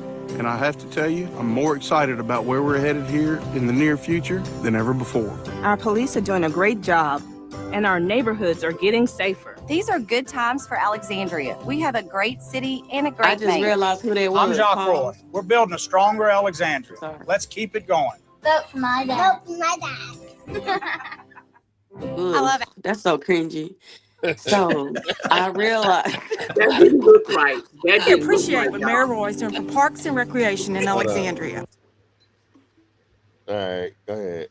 Oh my Lord, that was so cringy, y'all. Yeah, like I can't believe they still doing stuff like that. But anyway, I realized who one of the black women was, huh? Go ahead. You gotta go back. I think I know who that is. Hold on, I'm gonna run it back. Okay. Pause. Let me see if that's never mind. Sound like you're trying to conceal some information. I think about it. And I'm excited about the future of our city. The development is up, growth is good, Jacques is doing a great job. With LSU Aid and improved community college, we have great opportunities for education. With Jock Roy as our mayor, Alexandria is getting stronger every day. I'm excited. That nigga, he paid that nigga extra. Was that Hobbs? No. That was Willie from the Gator Revitalization Project. Oh, okay. Willie. Oh, I'm drawing a blank. But look, Jock Roy stuck him, and boy, Jock Roy only got a chance to do that to him once, and after that, he was cut ties by Jock Roy to this day. What is Willie's last name? What was his name? I know exactly who you're talking about. No. He had the bank. He was doing the houses and stuff, right? Yeah, with the Gator Revitalization Yeah. Program. Yes. I forgot his name. Spears. Willie That's it. Spears. That's Thank who you. that is. Willie Spears. Thank you, Willie Spears. And boy, Jock stiffed him because there was some money, some grant money from the federal government that was supposed to come down and be applied to Gator, and Jock stiffed him on that money. He took the money and ran? He kept the money, right. Damn. I'm excited about Jacques Roy for mayor because he's been keeping our streets clean, our city safer, Boy, them some thin ass lips. and protecting our children. I'm Jacques Roy. We're building a stronger Alexandria. Let's keep it going. Vote for my dad. Vote for my dad. As a businessman, that is cringy. Ugh. Good. I've had enough. I can't listen to him anymore either. Miss Mims, I feel the same way. I had enough. Oh, he finna turn up, y'all. He about to turn up after this. He about to come after us. There's Oh, people online pulling up my past. His page about to be popping. Watch, y'all. It's gonna have. He better watch the AI though. Be cool on that. There's people that's trying to pull up my past and saying I'm doing the same thing over and over again. That's not Or that true. you haven't made any progress because you keep singing the same song. God darn, come out with a new song. The same song. But I do want to point this out before we get out of here, because I want to let y'all go. I do want to point out that his campaign slogan isn't the same. I was wrong. What it is hold on, let me get it right. Is it this one? It's the one with the t-shirts. So back in 2022, it was Ready, Together, Proven, right? But here in 2026, it's actually Together, Ready, Proven. Okay, that's a change. That's a change. That's a big difference. Yeah, that's a real big difference. That's major. That's significant. That's the difference between spark and reignite. Y'all, this is really he bamboozled y'all real good. Ooh, He has. He has. Every election. Oh my God, he's been able to win using the same strategy. He just take those leftovers, throw them in the microwave, and serve them to us. Look, them the same damn sides from the. Look on the dish. I ordered 1,000 of these some bitches. I ain't gonna get rid of this shit. Look. And he only did was he put it on a different dish. That's it. Look, it's the same people. Oh my God. This is crazy. You got my head hurting. Look, it's always one in every crowd. Boy, I tell you. That looks like Jonathan Goins. Yeah, hair. that looks like Jonathan. Absolutely it is. Jonathan Goins with hair. And he got 2 signs. That's how much he Yep, that's Mr. Elephant Ears. Mr. But everybody else is white. That's the crazy part about it. That's not. You guys are trying to implement race in this, and race has nothing to do with it. It's gonna be C. Ray Lewis this time. What? Jonathan's been a good boy to me. Oh my God, Jonathan's been a very good boy.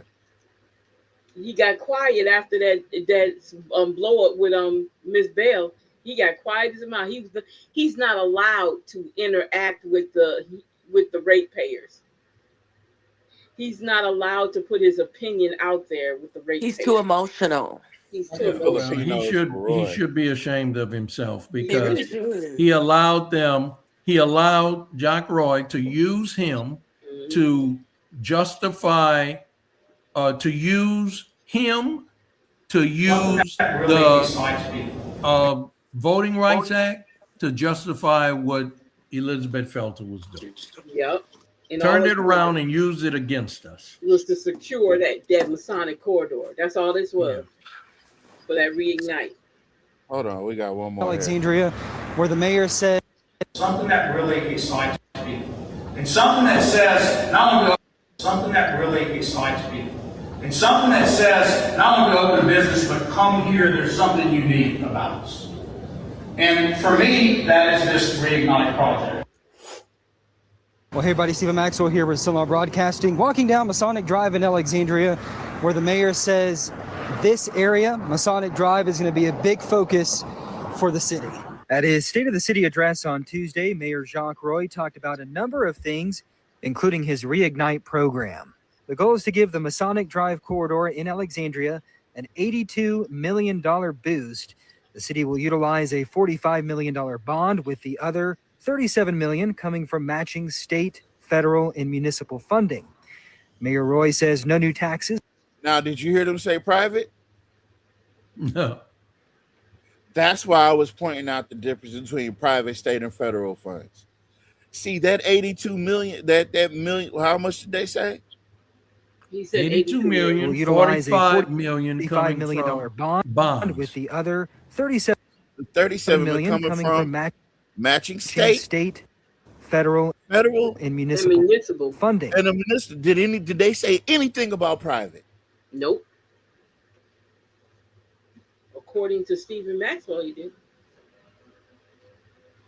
That's the same amount that's on the FAQ, by the way, too. You see what I'm saying? That's why I picked up on that the way I did. And people might be like, oh, what are you trying to say? What I'm trying to tell you is those private funds that he's talking about are non-existent. Those are just kickbacks that are built in already. Those are kickbacks. That's why I asked the question, if you got private investors invested, what are they guaranteed to get something back? What is the what is it that they're getting back? Yeah, you're talking about the return on their investment. Right. Because you're not going to invest in nothing and not get nothing back. But how can you have the same amount that Stephen is quoting, and it has nothing to do with private funds? He did say state, federal, and municipal. Yeah, no. Mayor Roy says no new taxes will be needed for the project. Imagine, if you will, that we take that whole Masonic corridor. Not only is it safe and clean and going to be beautiful, but all of that corridor becomes direct corridor for the city, along with the healthcare assets that are there, the hospitals. Mayor Roy is calling it the largest mixed-use retail and recreation development project in the city's history. So one of the main areas the mayor wants to focus on is the Alexandria Mall parking lot. You can see a lot of empty space here. He says that could be utilized for something else. But imagine all that parking lot of wasted space. Do you think any mid-city or any mid-mall that size will ever use that parking again without the shop and what we do? No. So all that space is available for revamping and reuse. The mall itself is available. It's the big cake. Imagine taking your fingers in that cake and just moving that center out, where you build a city owned and operated through this project, town center, where there is a massive amount of opportunity to do things, to do it safely, to allow the mall to move in recreation, healthcare, all of the things that Cabrini and others need to expand. We just changed it. But if you have a whole experience, it's called experiential malls. If you do that and build that, I promise you, we're going to have things that'll happen. And so we're going to build the finest children's museum and learning center in the state. We will build it better than Shreveport or Baton Rouge's. That's going to be the hook. That's going to be the thing that lets you get new clientele every year. The mayor says he sees that mall area getting anywhere from a $10 to $20 million investment. So this is one of the major spots that Mayor Jacques Roy wants to focus on in his program, Bringhurst Field. I'm right here, what formerly was the first baseline here at Bringhurst. He says it could be used for baseball in the future. It could also be used, or most likely will be used, as a multi-purpose facility. The mayor estimates around a $9.5 million investment for Bringhurst. We're going to rebuild it big for me, and we always were. But we need to make it multi-purpose. It needs to be more than just baseball. I don't think you're ever going to get professional baseball holding up a ball ever again. But imagine it being a center where we had Funktoberfest, Liquid Half over it, Spirits. Imagine moving into that area and having an outdoor festival, Big Island, and all those assets together. I'll have a trolley line that runs every day. So on Saturdays, you can shop, you can play pickleball, or you can play pickleball in the mall, in the indoor one. That'll be there. He said it's going to be an indoor one. Indoor pickleball. No, City of Alexandria does not own that mall or that property. So if he's talking about doing all of this, they're either going to have to buy it, lease it, or just give these people money to make those improvements. And that's crazy. That doesn't make any sense. And look, if you look into the finances of these children museums, they are heavily subsidized. So if Alexandria is going to have a children's museum, they're going to need a lot of philanthropic organizations who's going to every year contribute money to that museum to keep it. We went over the Lafayette Museum, Children's Museum, and yes, you know how much one of those state-of-the-art ones cost? Like just to build. We're not even talking about just to build it alone. Do you know how much one of the state-of-the-art? If he's talking about having the best one in the state, these are hoop dreams. You know, they say that there's over 30,000 kids that want to play professional sports like NBA, and only like maybe 800 of them will make it. Right. That's what this is. He's hoping to be one of the 800 kids. Yeah, these are, you're right. These are called hoop dreams. He wants to be one of the 800 kids. Or remember Gladys Knight movie, The Pipe Dreams? That's what this is too. But look who that is right there. Who's that?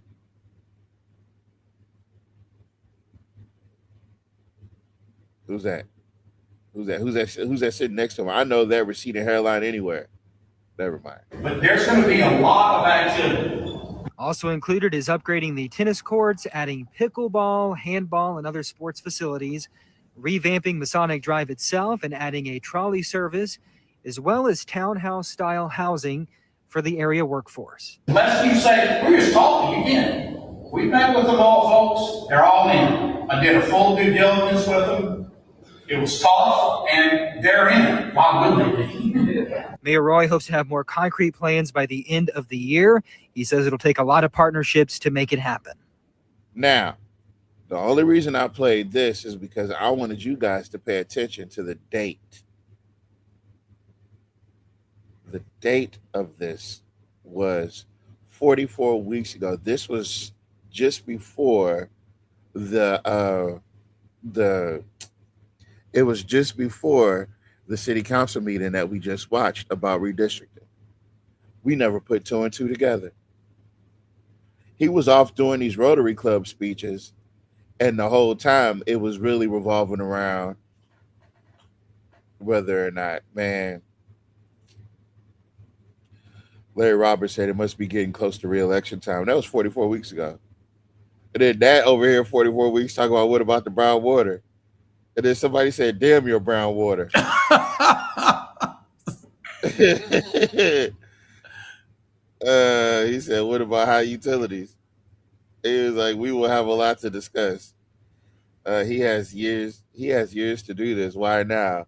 How long will this take? Exactly, Miss Battles. Election time crap. We called this shit a year ago. We called it a year ago. Listen, we're vindicated, folks. Everybody that's in this, look, even Erica is over here. How about you close the zoo since the citizens of Alexandria are paying for it?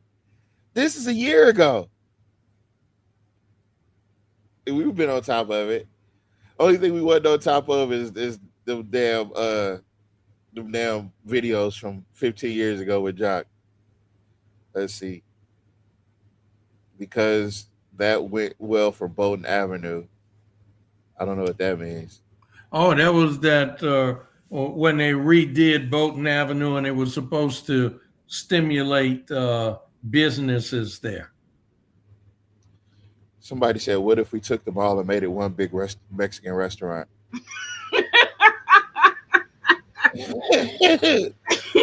Look, hey, Mr. Porter, but wasn't Bolton Avenue part of Spark?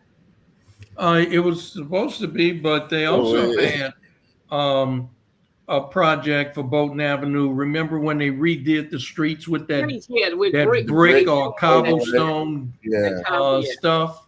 Yeah. You know, that was a major project, and it was supposed to stop businesses from closing and attract or lure new businesses Now, for wasn't Bolton Avenue. wasn't that he was in office then too, wasn't he? Yes. Okay. Wait. Maybe we should clean the city up first before revamping anything. Sounds like more money laundering. Ooh. This all sounds wonderful. I mean, we've all known their plan for Bringhurst. When the corridor project sputtered in years back, they wanted all those properties across the street. The field was going to become a parking lot. The structure itself is unable to be salvaged, and the cost is way too high to build something on the same scope. We shall see. He's let it get this bad. Sounds like a good start on a 15-minute city. I actually like the idea. We need more and better things to do, and having things to do could possibly help kids stay busy and off the streets. This would be great if it worked. The skateboard park, they still asking where a goddamn skateboard park. Don't even know they've been had.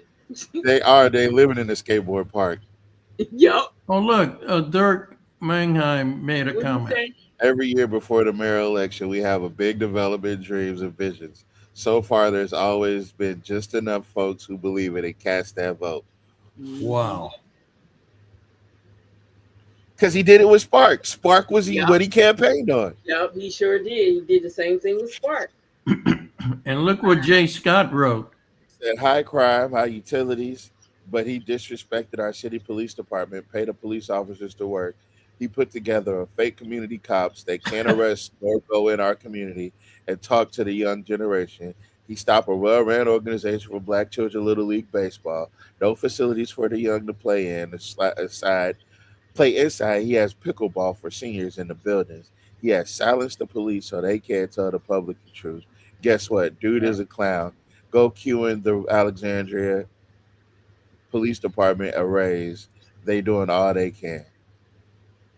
And he said they're all lies for the vote. Damn. They We hard need on you. somewhere. I thought it was just us. No, because there's a lot of people that done woke up. They see there's a lot of stuff that don't sound right. But this was 44 weeks ago. Yeah, this was 44 weeks ago, though. Yeah, this is enough. One time we went to Cabrini and they had bullet cases near the entrance at the door. I hate these made-up stories. Choose your Mexican restaurant wisely. They will be one on every square inch of their project. Damn. Somebody paying attention to all these Mexican. Now, wait a minute. Let me say this, and please, this is just me. Okay, y'all know I have a. What if all these Mexican restaurants are doing some real shady stuff? Come on, man. Okay, I'm gonna leave it alone. Yeah, to bring the aces back. They're going to give Adult Emporium a big fancy sign so people can find it better after leaving the zoo. Don't need another business closing down. It would have to be privately funded. Oh, bring the aces back. It would have to be privately funded. It would need to be invested way more than what they would ever get back. The city has zero interest in baseball above youth. No collegiate, independent, or semi-pro team will ever be here again. I mean, what are you going to do for the kids that go to Little League? If you go to Dixie League, no, wait a minute. He said that that if it's collegiate, they don't have any interest in it. I'm saying this. Okay, so you come up through Dixie League at Johnny Downs. Mm-hmm. You go to Ash and play baseball for Ash. You leave Ash and go play baseball for LSUA. You leave LSUA, and where do you go? You can come right back here and play for the semi-pro team. You don't never have to leave Alexandria. Yeah. Ever. Yeah. Never. But people don't go to those semi-pro games that the Aces had. Yeah, they don't. That's why they had to leave. Yeah. Well, just crush those people's dreams, then. Those people wanted to do Banana Ball team in Alexandria. Banana Ball is pretty cool. I don't know if you ever seen Banana Ball. I have. I watched it on ESPN a couple of times. Yeah, that's the wackiest stuff. Yeah. I mean, somebody said bulldoze it and make it a dangerous force. They're gonna folks. It's a lot of girl ways. The days I will remember. These in order to grow, you have to see what's out there. What I've been doing since I've been in office is growing and getting the network, looking for ways to make Alexandria better. Not one comment and one like. This was, I don't even know what this was because he can't even say where it was, what it was. He was in office though. Did he like it himself? Is he the only like? He probably did. He probably did. Probably the only like out there. So who is this? Where is that at? Excuse me. There's Bridget, there's Reed, there's Hayes, I think. I don't know who that is. Where is that at? Somewhere in Lafayette, look like. Jay Scott. Yeah. Okay. Whatever. Move over. Yeah. Go. Keep it over there. Okay, that's that one. That's it. I just I looked into revitalize. It's hashtag revitalize Alexandria. And this is all the stuff that came up. So. Oh my! So that man been getting over on y'all. I'm sorry, y'all. I don't want to laugh at y'all, but man, they've been getting over on y'all for a long time. Jeez. With the same, running the same play. Said, all he did was have to change. Miss Jeannie Moran said, "Mr. Porter, do you have a very large campaign banner over your house?" Johnson has one across his front porch. Shit. I got a banner from last time, but I have to order some new ones. Yeah. No, you need one of them big, huge signs. Now, don't go stealing the frame. Put in your yard. Oh Lord. Yeah. Don't steal the frame. All right, so I'm gonna let y'all go. All right, so let me give y'all an update on some things. So Carmelo they moved him from the facility he was at. He's now back in the Collin County facility because tomorrow he goes to court to hear from the judges. His dream team has asked that the judge that was over his case recuse himself so they can get the retrial. Right. So tomorrow is the recusal hearing where Judge Roach will be formally requested, and there will be a hearing to request him being recused from hearing this case any further. The next day, on the 20th, is the retrial hearing where they will decide whether or not Carmelo's Sixth Amendment rights were violated. Now, the thing about it is, the recusal takes place, it goes through, then the new judge gets to hear the retrial hearing. That new judge will determine whether or not Carmelo gets a retrial. When, and I will say when because he deserves it, when he gets his retrial, just sit back. Please, black folks, do not react. These white folks are going to lose their shit because to them, Carmelo is absolutely guilty. There is no self-defense for black folks, and there is no reason why he should ever get out of jail because they know them people lied and they know that his rights were violated. So just the next 2 days, I need black folks just to watch the news. Do not engage. Do not interact with these people. They're going to cut up. You will be called. All your account will get suspended if you respond. You will be all kind of N-words and hard R's. They're going to go the most because Carmelo is going to be at home for Christmas because that's the last thing they ever expected. So hopes and prayers for that. With the Nolan Wells case, I do want to give a brief update on that as well. Those people, I truly believe those people are actually guilty. I think that there is foul play. Matter of fact, I'm sure that there was foul play.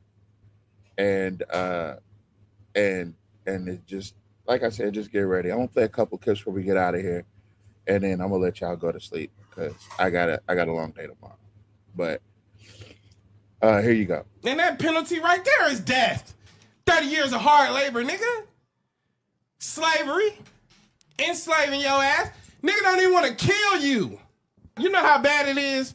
And they'll never bat an eye at killing a nigga. They say, nah. He's young, he's able-bodied. Yeah. We need that labor. Now, I want to play, hold on, let's see if I have this clip. Because y'all niggas out here playing with these white people and y'all think this shit a game. I actually think it's time for niggas to withdraw in a real way. Because this shit rigged, bruh. Like, this shit ain't in the favor of niggas. Niggas gonna have to figure out a plan of how to move forward in this country because, let me just play this. Based on Mr. Gathwright's age, physical abilities, things like that, do you think that the prison would benefit from him in a work capacity if he were sentenced to life without parole? I say yes, with my experience, not only just incarceration, but as former warden and even as a jail administrator. He's someone that's young, he's healthy. In reality, we need that labor, we need that sweat equity, and we will put him out there to work because we do have an aging prison population, jail administration. We have that, so we put these young individuals to work and get some sweat equity out of them since they are young and actually can do the work. Now this is a motherfucker, now he might as well be a cracker, but he look like an Indian that just said that shit. But they telling you that they have an aging prison population, meaning you young niggas ain't going to jail like you used to. We know that via the 13th Amendment, slavery is illegal unless you get prosecuted for a crime. The second that you get locked up, you forfeit all of your rights as a citizen and you essentially become a slave to the state or into this corporation we call the United States. So it seems like, you know, y'all talk about why is all day and why night, but he said we have an aging prison population and we need these young niggas to be in here for sweat equity. That shit crazy. For labor. Yeah. We finna turn, we need y'all slave labor in here. So no, we don't want to get this nigga the death penalty. We'd rather have 30 years of hard labor. Nigga, LaQuint Dickey. Come on, Jay. You gonna be in that bitch turning big rocks to little rocks. to little rocks. Yeah. LaQuint. Every day, sun up to sundown, till your back give out. Till your back give out. And then when your back give out, smack in the back of the head. Smack you in the back of the motherfucking head. Then they'll consider the death penalty. Yeah. What groups did you infiltrate in New York? It was the Black Panther Party, Queens section. I only stayed with that assignment for 2.5 days. We found out then that it was infiltrated heavily by the New York Police Department. And there was no need for your service? There was no need for my services. You have to understand the person that started the Bureau and his background. J. Edgar Hoover made an agency that was answerable to nobody but J. Edgar. There hasn't been a president that would dare call the FBI out on the carpet. Why? Just like they do surveillance on us, senators, presidents, vice presidents. Everybody's got a skeleton in his closet. And on top of that, he's rendered the FBI financially independent. Yes, the FBI has holdings in different companies. They have storefronts, businesses. Wait a minute now. Why would they have holdings in companies, stock holdings in companies? It's extra money. Oh, you mean they get such a big budget and they may not use it in a particular year, so they invest in the stock market? Oh, yes. Super patriots, they always had the figure that someday maybe the government might become corrupt with leftists, black and communists and minorities and whatever, and that the FBI would have to function on its own bravely by itself. So J. Edgar Hoover had the foresight to make sure that the FBI would have a little nest egg around so it could conquer these subversives. People are into a fantasy world when they believe that the Federal Bureau of Investigation finds out what it finds out through the method of scientific investigation. That's not the name of the game. The name of the game is find someone that is close to that man or can get close to that man. What role did the Bureau play in... You blaming the race riots on the Union? That's what you're trying to say? I'm saying and work for the Packers would none of us be eating. Look at these folks here. You see what I'm seeing? I see him. No, you don't see nothing, nigga. You don't even see how grateful they is when they come up to this table for this little bit of food. When they smile and thank the good Lord for it. Look, Heavy, we're all grateful for it. Maybe it's time the Packers did do something for us. But it wasn't the Packers that tried to give us raises so as we could live halfway decent. That was the union.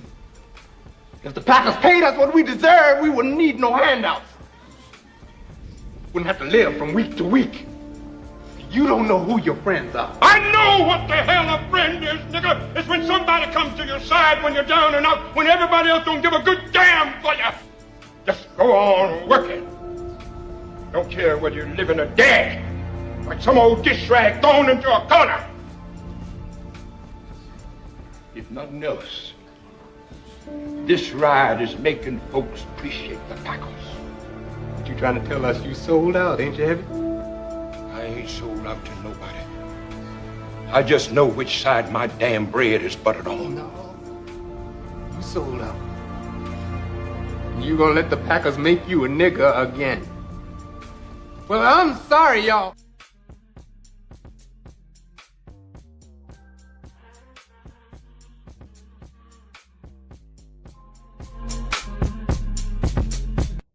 PQ.